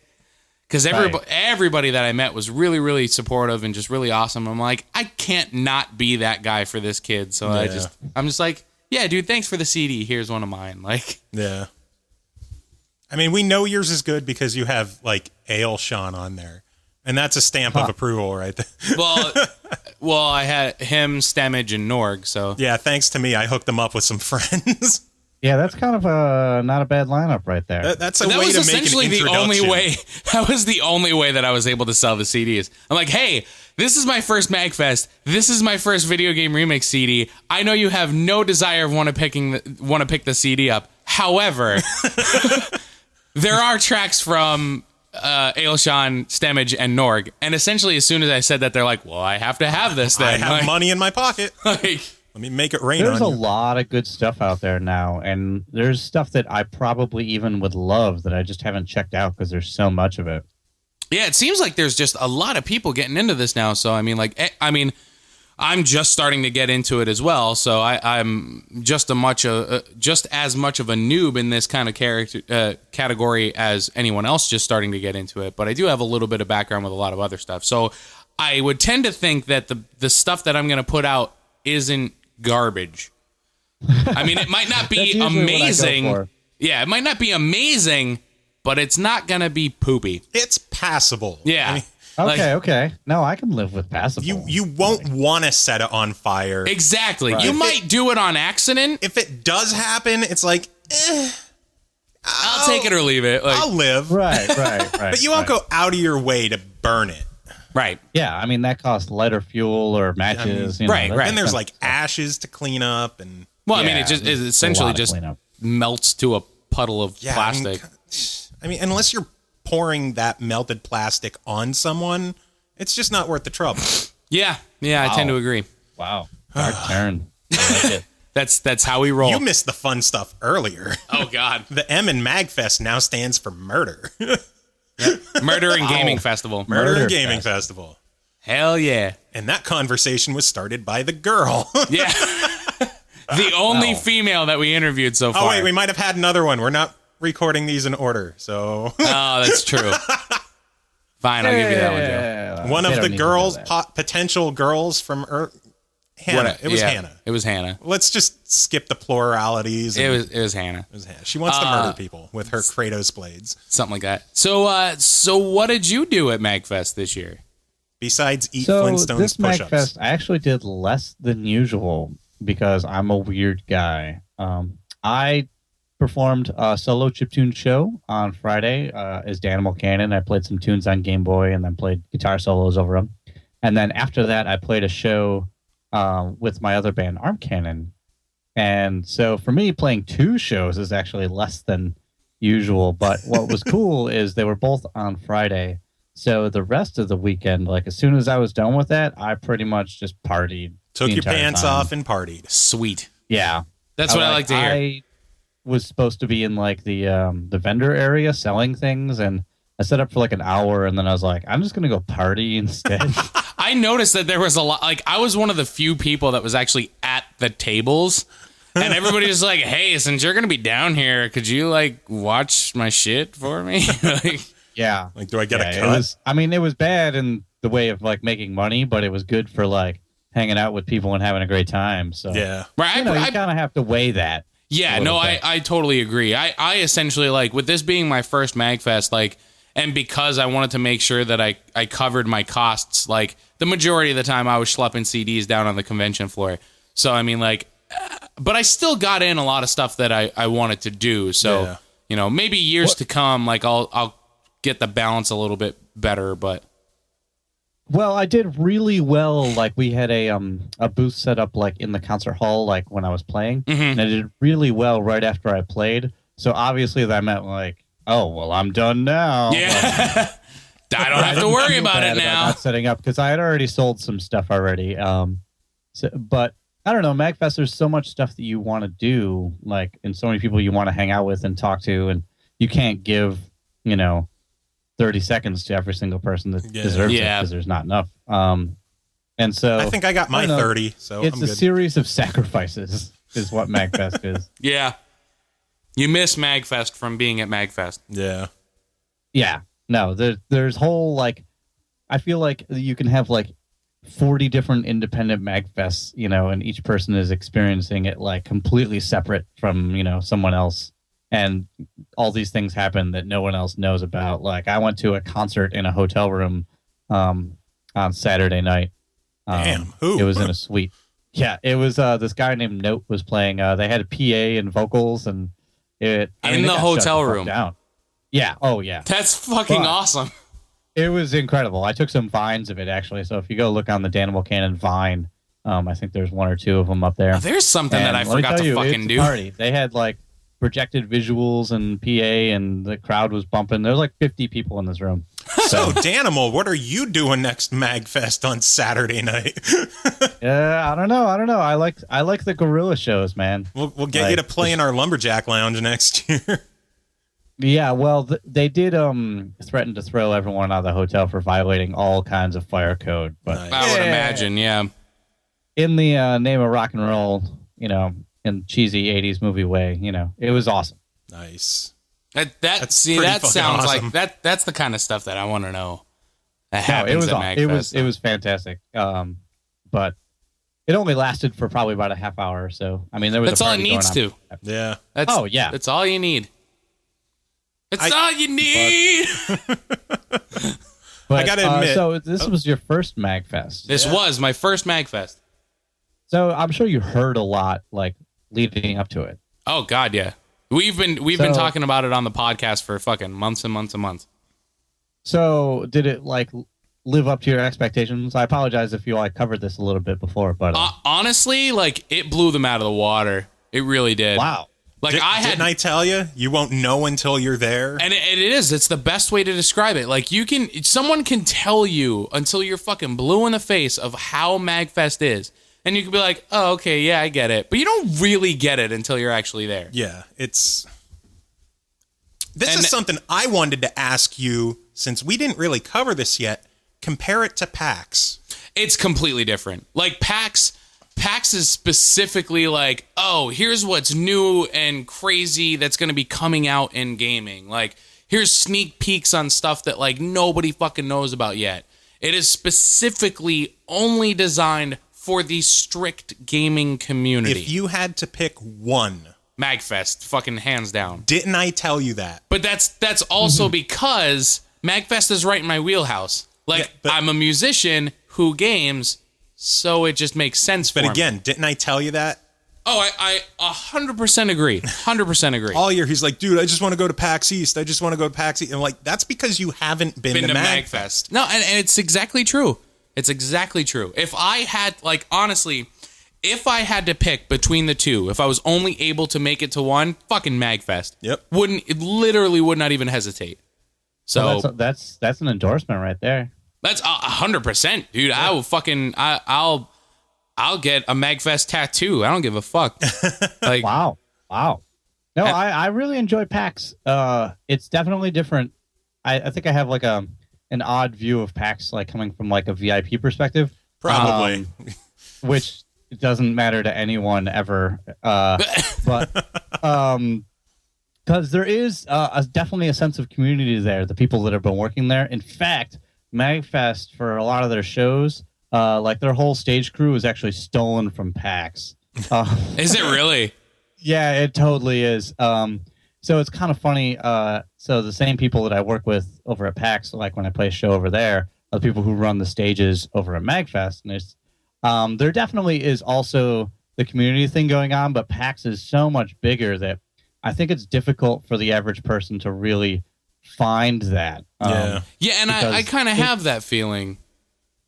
I don't know if that's a problem of scale. Like if PAX is just too big, and then maybe MAGFest will be the same way in a couple of years. I hope. Or if it's just the way that, or if it's just a philosophy thing. MAGFest is like this like dirty do-it-yourself but still run awesomely, festival, and PAX is like almost corporate. It's definitely on the fine line of being like when I went last year, I felt like it was a corporate sponsored event. I mean, yeah, and I know that MAGFest doesn't take any sponsorships whatsoever. Yeah. And I don't know if that makes a huge difference or not, but props to them for being able to make the festival that they wanted to make on their own terms. I agree. I absolutely agree. I mean, like, I have tickets for PAX this year. I don't know if I'm going to financially be able to still do it because I'm getting laid off tomorrow. Oh, wow. Yeah. Which I just found out about yesterday. So I really don't know if that's going to happen, but I still feel, even regardless of what kind of experience I would have there, I still feel that MAGFest is just going to be that thing for me. It really is. Like, and honestly, like ever since I've been home from MAGFest, the only thing that I could think about is like, how am I going to perform next year? Yeah. Like, doing the little show that I did in Jam Space this year was cool, but like nobody knew about it. So it was very difficult to actually like show people what I've got. And I think performing next year is going to be the way that I pretty much like force people to be like, look I'm serious about this. And I know I can bring something to the table, and kind of like make sure that people understand that like I'm not just doing this to fuck around. Like, I imagine it's got to be difficult to like make yourself stand out now that there's so many musicians doing it. Like I know even what 2005 when I started doing stuff, it was difficult to stand out, and now there's just so much. There's even more going on. Yeah, and I kind of feel like I don't know. It's difficult for me to say if I honestly think that doing video game music and video game remixes will overtake my original music. But the way that it stands right now, after the success that I had from this year at MAGFest alone, I can honestly see myself taking more of a serious step towards just doing video game related stuff as opposed to original material, just because the way that the markets are.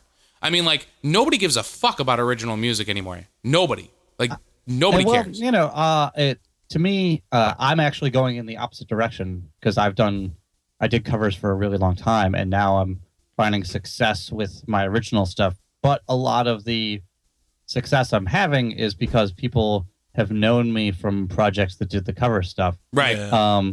So I wouldn't say that nobody gives a fuck about original music. Like there were hundreds of shows at MAGFest that were original music. Yeah. Well, I mean, so many of them going on.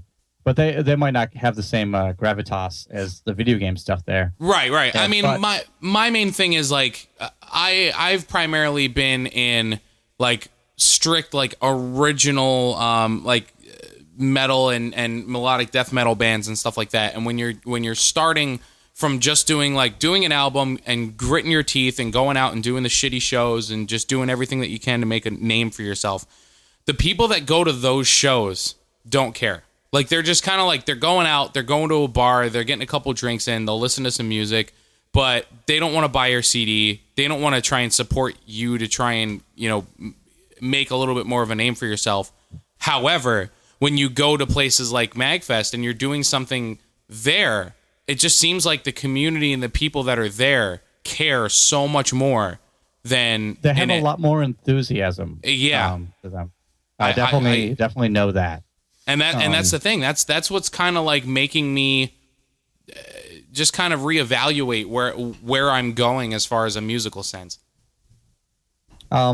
It's difficult to really say, but I don't think anyone got rich making video game covers except for no. But but if anything, I mean, like, my whole thing is, at least I know that there's an audience for it. I mean, okay, all right, that's totally fair. Yeah, because I mean, it can be depressing to not have that audience. Exactly. Because I know exactly how that goes and can relate 1,000%.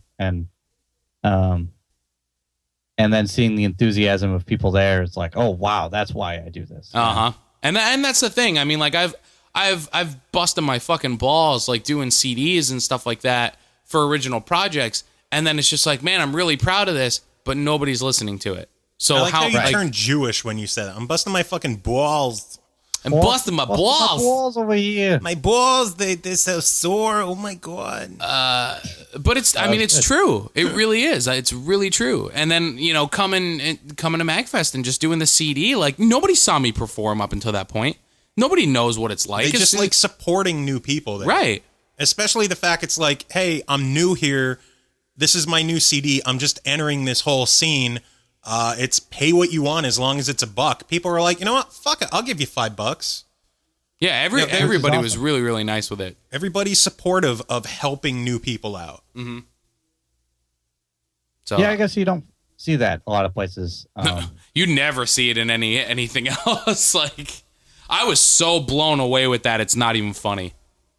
Oh.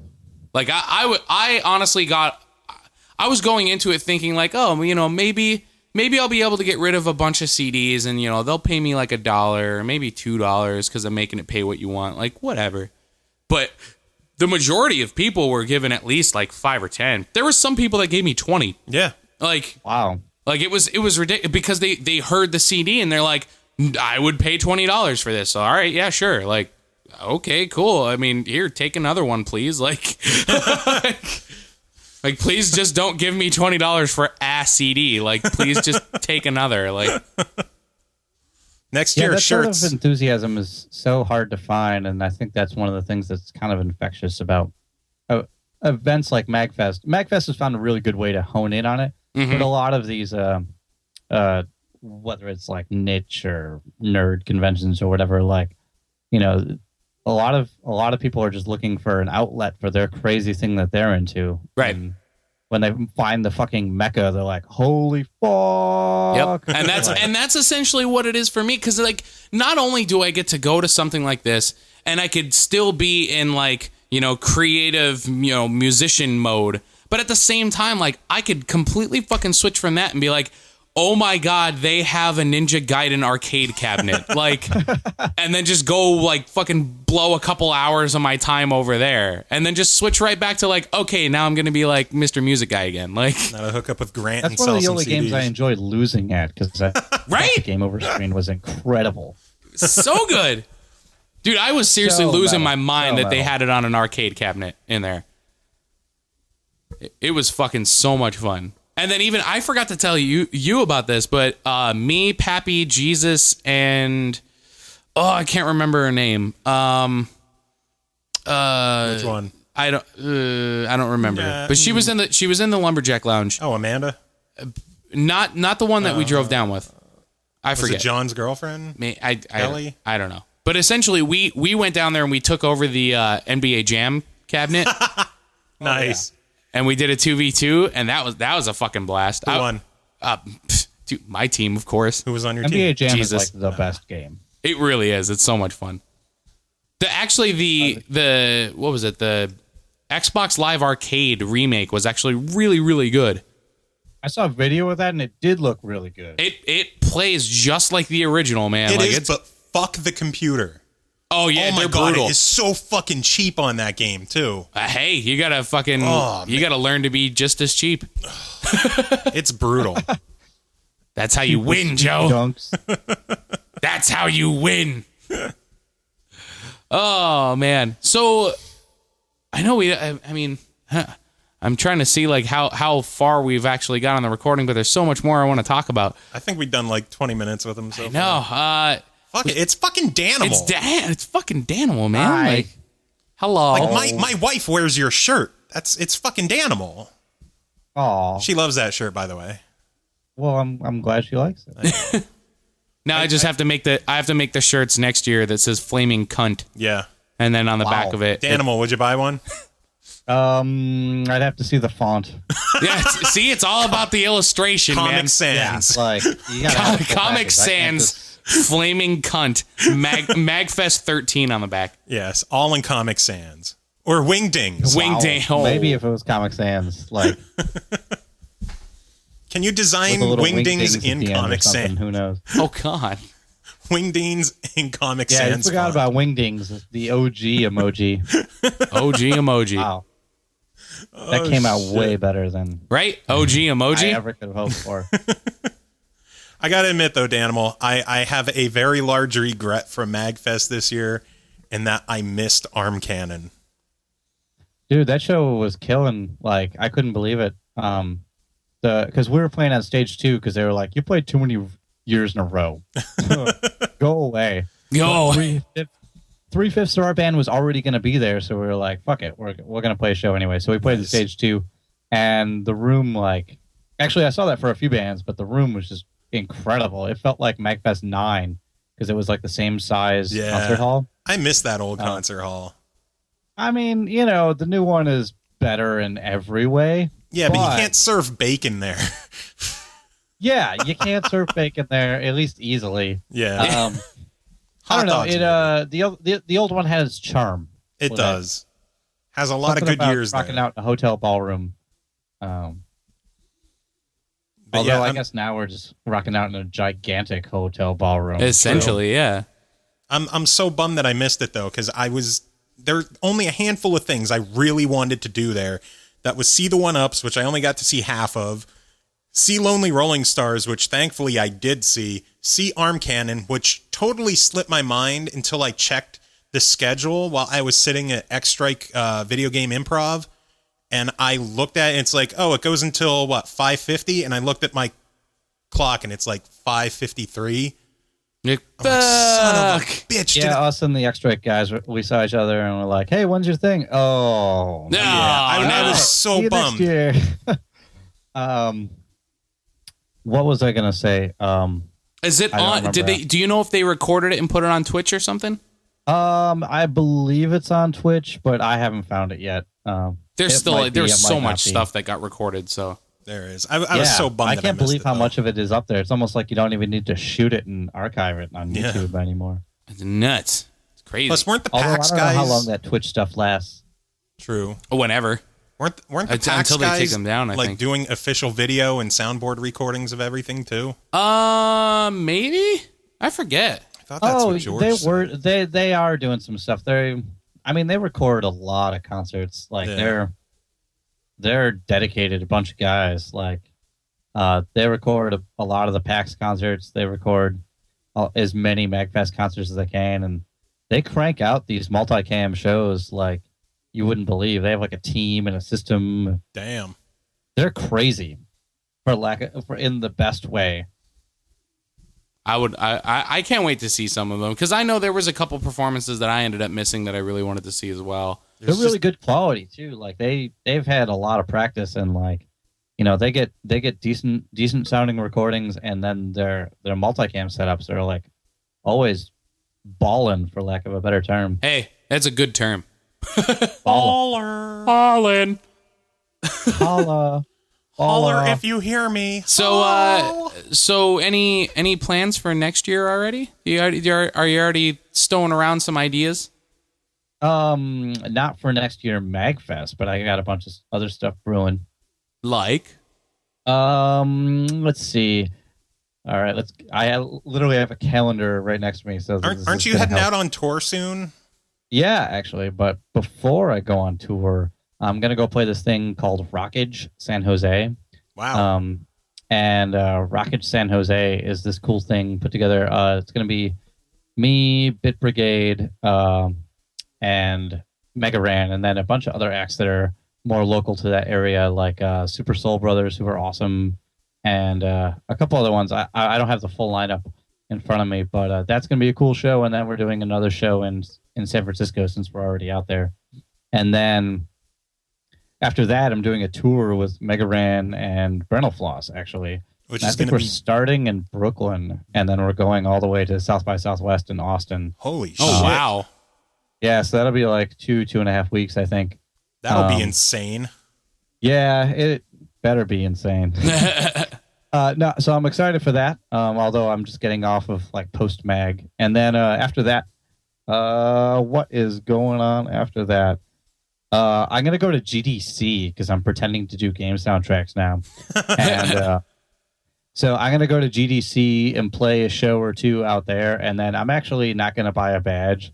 I'm going to try to sneak into after parties without a badge, because the badge is like $500. Oh my god! Yeah. Dang. So if they kick me out, I'd be like, well, it's better than paying $500. Yeah, right. So yeah, I'm going to try to do that. Nobody tipped them off that I'm doing that. And then don't let them listen to this pod. Nah, they won't listen. Don't worry about it. Yeah. But I've been doing a lot more game soundtrack work. So I'm going to go down there and try to make some contacts. And then Nice. And then after that, PAX East. Yeah, I have tickets for PAX with Metroid East, Metal, so- but I'm pretty sure that's not announced yet. So whatever. Should we bleep that or something? Beep. Yeah. Yo Loft. Yo laughed. You only live a few times. Yeah. Oops. Yo Loft. Are you going to be doing anything like Game Over Baltimore or BitGen or anything? I haven't heard from them yet, so I don't know. I don't even know when those are. I know when BitGen is. That's usually in like May, right? I think so. The only BitGens I've gone to are the two that the 1UPs played. Oh, gotcha. Yeah. BitGen is rad. I fucking love it. It's just so hard to get down there and back. I have no idea what you're talking about. It's kind of MAGFest. It's the one I was telling you about, like where if it's you just like an cramped all-day MAGFest concert. into a day, which is terrible for your body. Yeah. Oh god. But it's pretty cool for like every other reason. Yeah. Okay. The only reason I did it with the 1UPs was because I would head down with Kunal and crash with him and the 1UPs. So I didn't have to worry about getting my own room or any fun shit like that. They would just like, he's with us, and I'd get in free. I'd just go down and hang out with them for the time. And That's kinda I fun. loved going there. So If you're there, But I'd love to see you. I've never done Game Over. I don't think. Did I? Fuck. I Too don't much shit. know. Game Over. Too much shit. Who runs Game Over? I don't know who runs it, but it's presented by MAGFest, so I'm not sure if they directly you know run what? it. Game Over.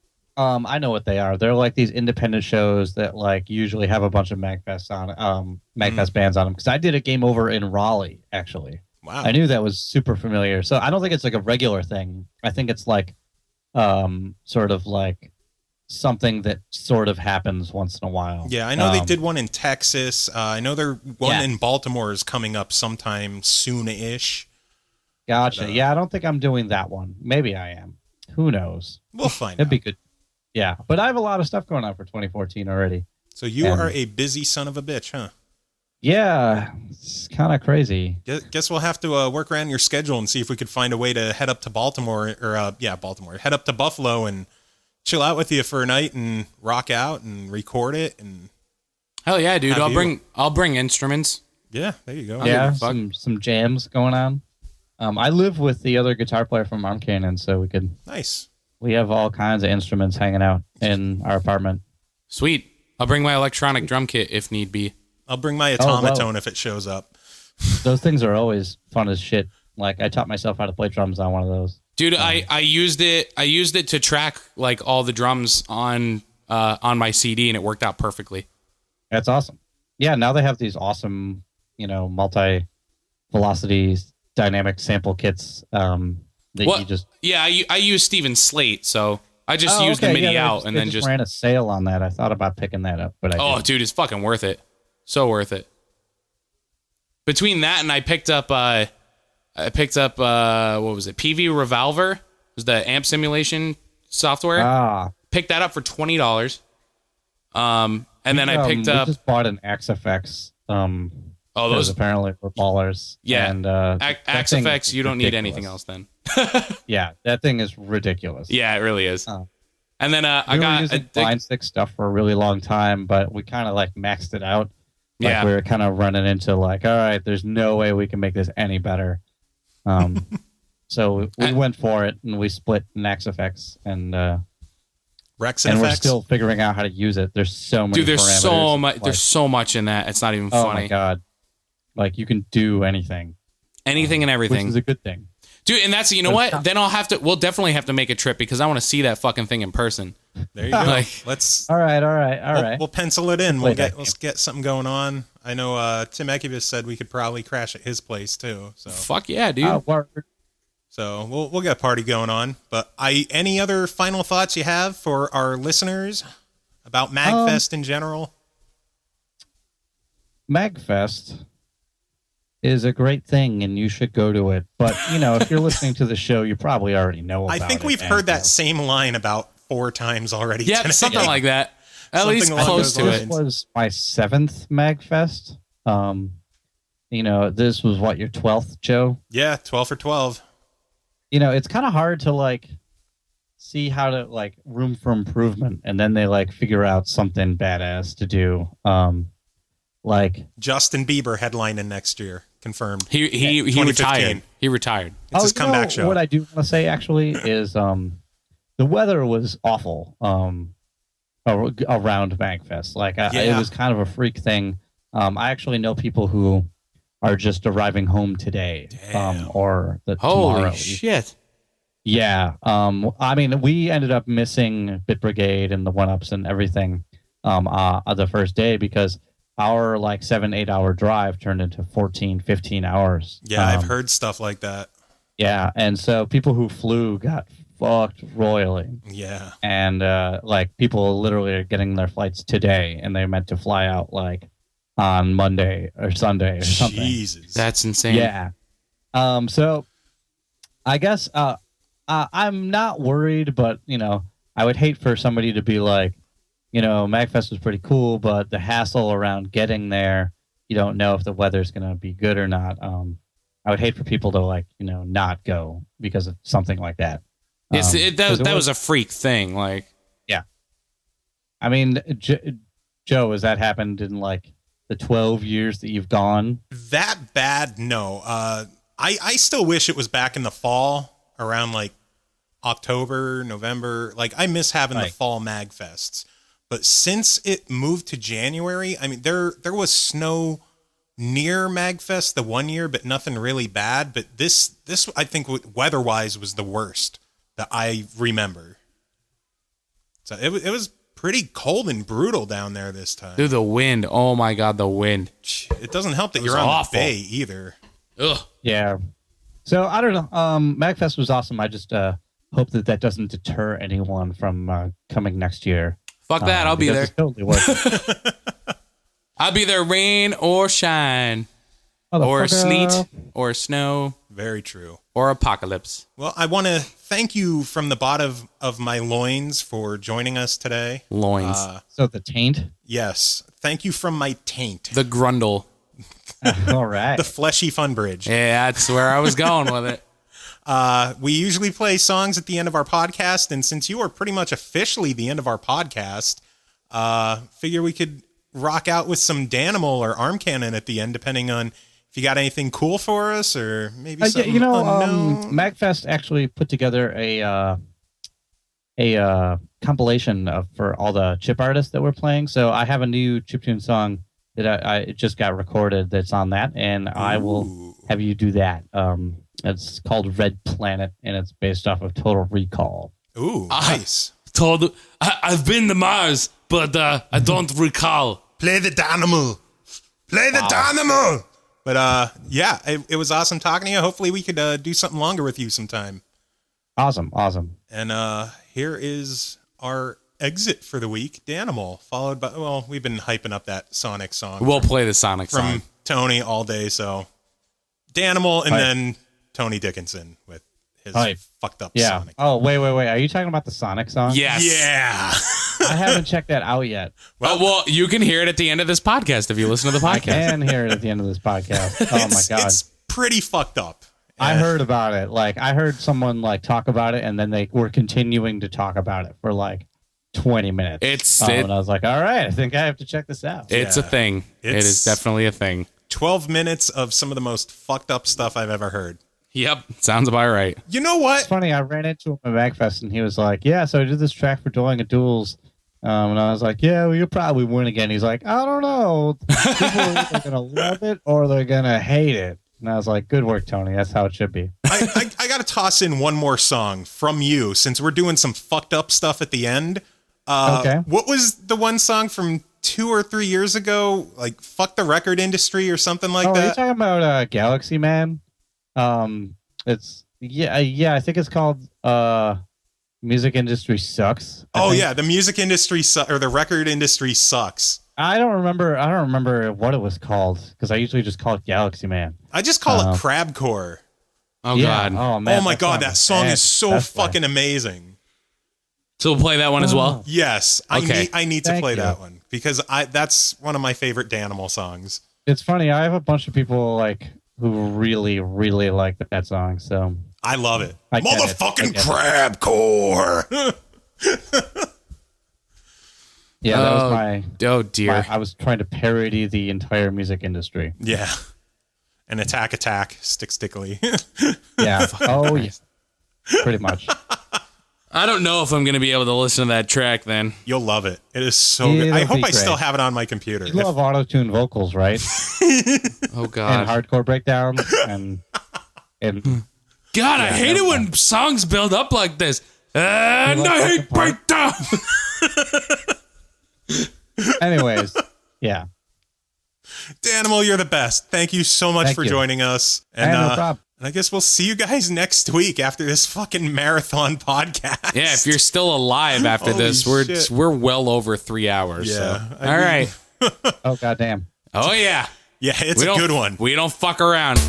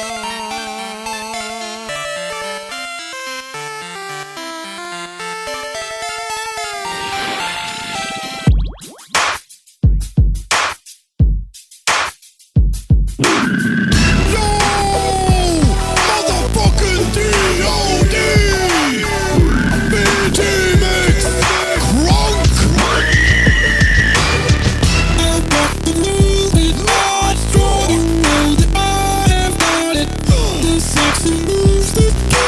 You suck on my balls all night. You try to emulate me, what you can ever do. Oh yeah. Your heart was much too big. I think you could be too. I want that ass. It looks so good. I play your game and I rhyme like it. Too bad you boys can't play your game. Oh well,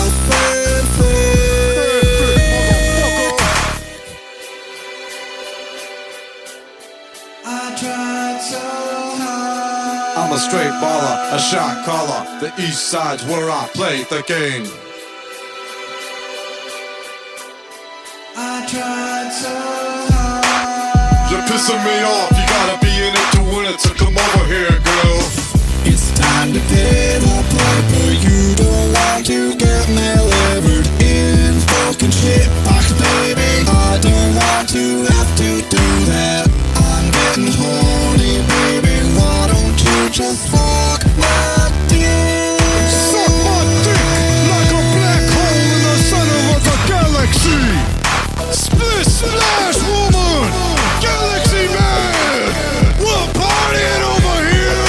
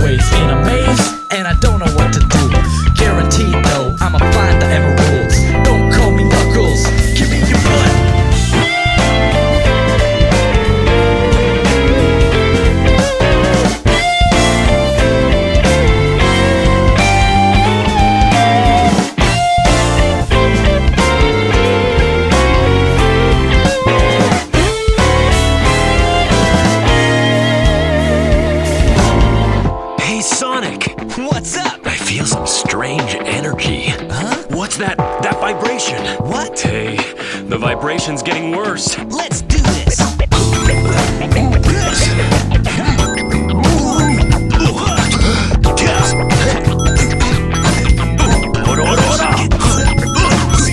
Knuckles, here it comes. Drats.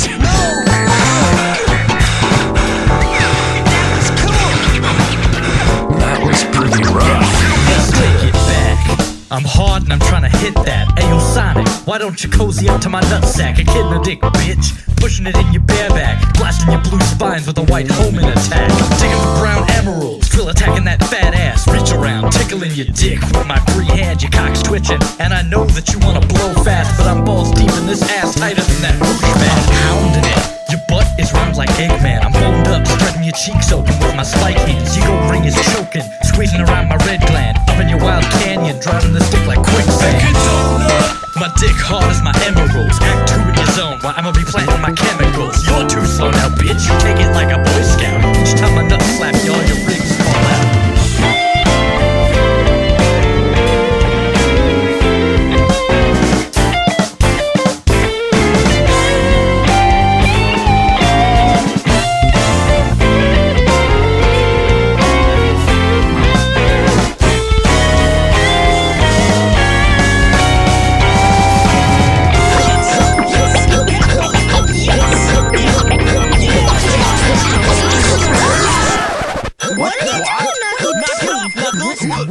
Huh? Who's there? Sonic! Amy Rose is here! My name is Shadow. I'm Dr. Eggman, the greatest scientific genius of the world. This isn't too bad. Finally decided to show up, eh? What's happening here? Following the signal from the Master Emerald, I found myself deep inside this canyon. You know, what can I say? I die hard. Oh, Sonic! Boy, I'm hungry. Looks like they might be taking me for a ride somewhere. No doubt. Okay, bring it on! All right! Here I come, Sonic!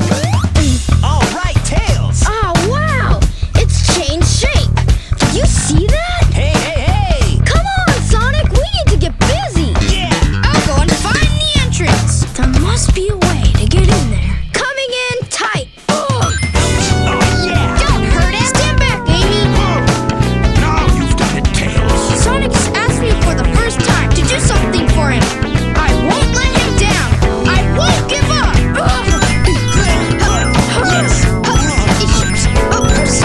My power's failing.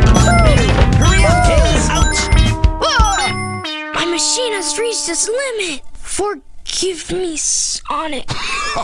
It's no use. Give up. It's not over yet, Eggman. You need more practice. Sorry. If I had only held on tighter. Let's do it one more time. I can do this. It's getting hard to breathe in here.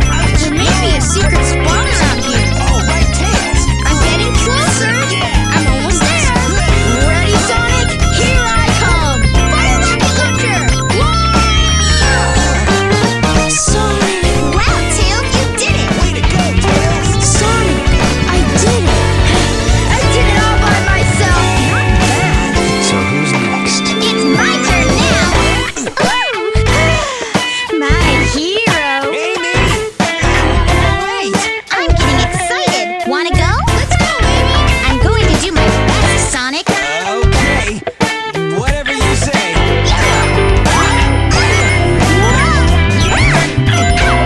Hang in there, Sonic.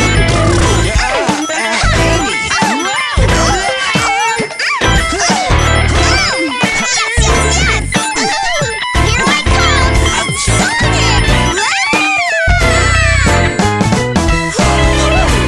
Wow, I'm good. That will do.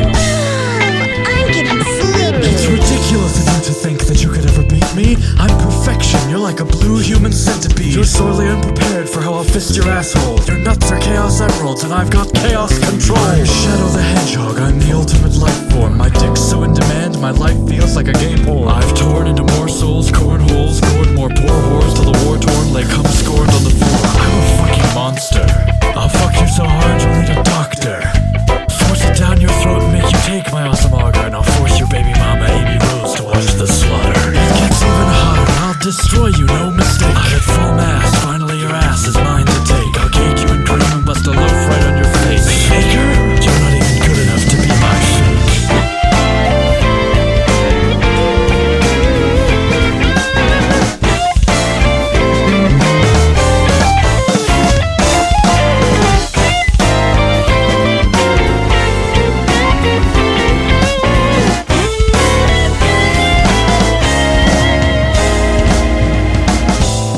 This one to me. Shadow, we're counting on you. Come on, you big drip. I will destroy you.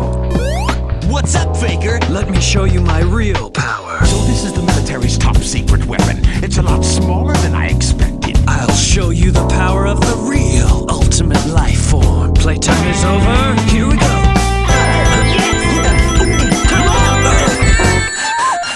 Wow, he's fast. Impossible. I am the ultimate life. I guess I'm not in full power here. Shadow, switch places with me. I'll use your technique. Watch and learn. Just leave it to me. I'm not done with you yet. Say something, you fake hedgehog. I've discovered what the ultimate life form is. It might be you. All right, Shadow. Time for me to finish this. Ready? Whoa, wasn't sure if I could pull that one off. You're better than I thought. Well done, Faker. Now it's my turn to take what's mine. Bring it on. Hey, what's this? Handcuffs? Wait a minute. Be quiet. Just leave it to me. Sweet. Keep your hands to yourself. Don't touch me. Okay, come on. I just love jewels and cannot seem to get enough of them. Anyway, I've got something better than jewels that I'm thinking about right now. Hey, hey, hey. Hands off me. Yeah, we'll see about that, Batgirl. Now you've made me mad. Get ready for this. Blood wave, blood wave, blood wave, blood wave, blood wave, blood wave. It's gotta be close. Blood wave, blood wave, blood wave, blood wave, blood wave, blood wave, blood wave, blood wave. I must be getting closer. Blood wave, blood wave, blood wave, blood wave, blood wave, blood wave, blood wave. Here I come. Get ready.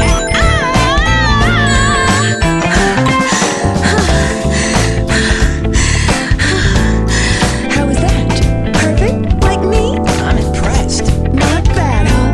I'm pretty strong, all right. Sonic, it's finally 0 hour.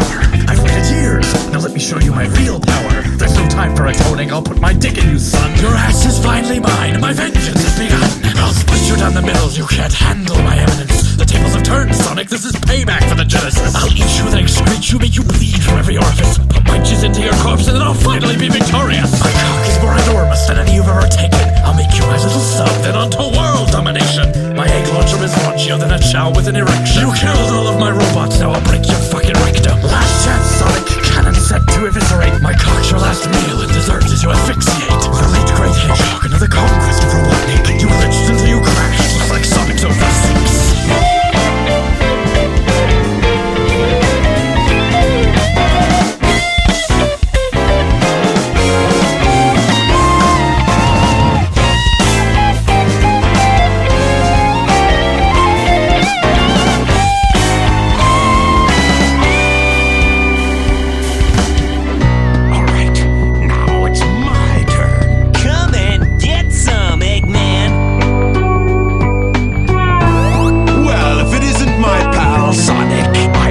A long time ago if I had the chance. No way that's getting through. Enough! I've got big plans, and now I'm gonna put them to work. Don't even try to interfere this time. Wow, this thing is really huge. I'm gonna destroy all systems, full power. You turned into a big-time villain, Doctor. Take this! Take this! Take this! Eggman, the real blood. You haven't seen the power this vessel really has. Get a load of this. What the? What's going on? Why doesn't the cannon fire? Take that, Eggman. You ready to give up? Oh, no, it was a dud. I can't believe this. Nice try. Is that all you got? What a hassle. Oh, now you've made me mad. This time, I will show you my power. Now I've got to start over from the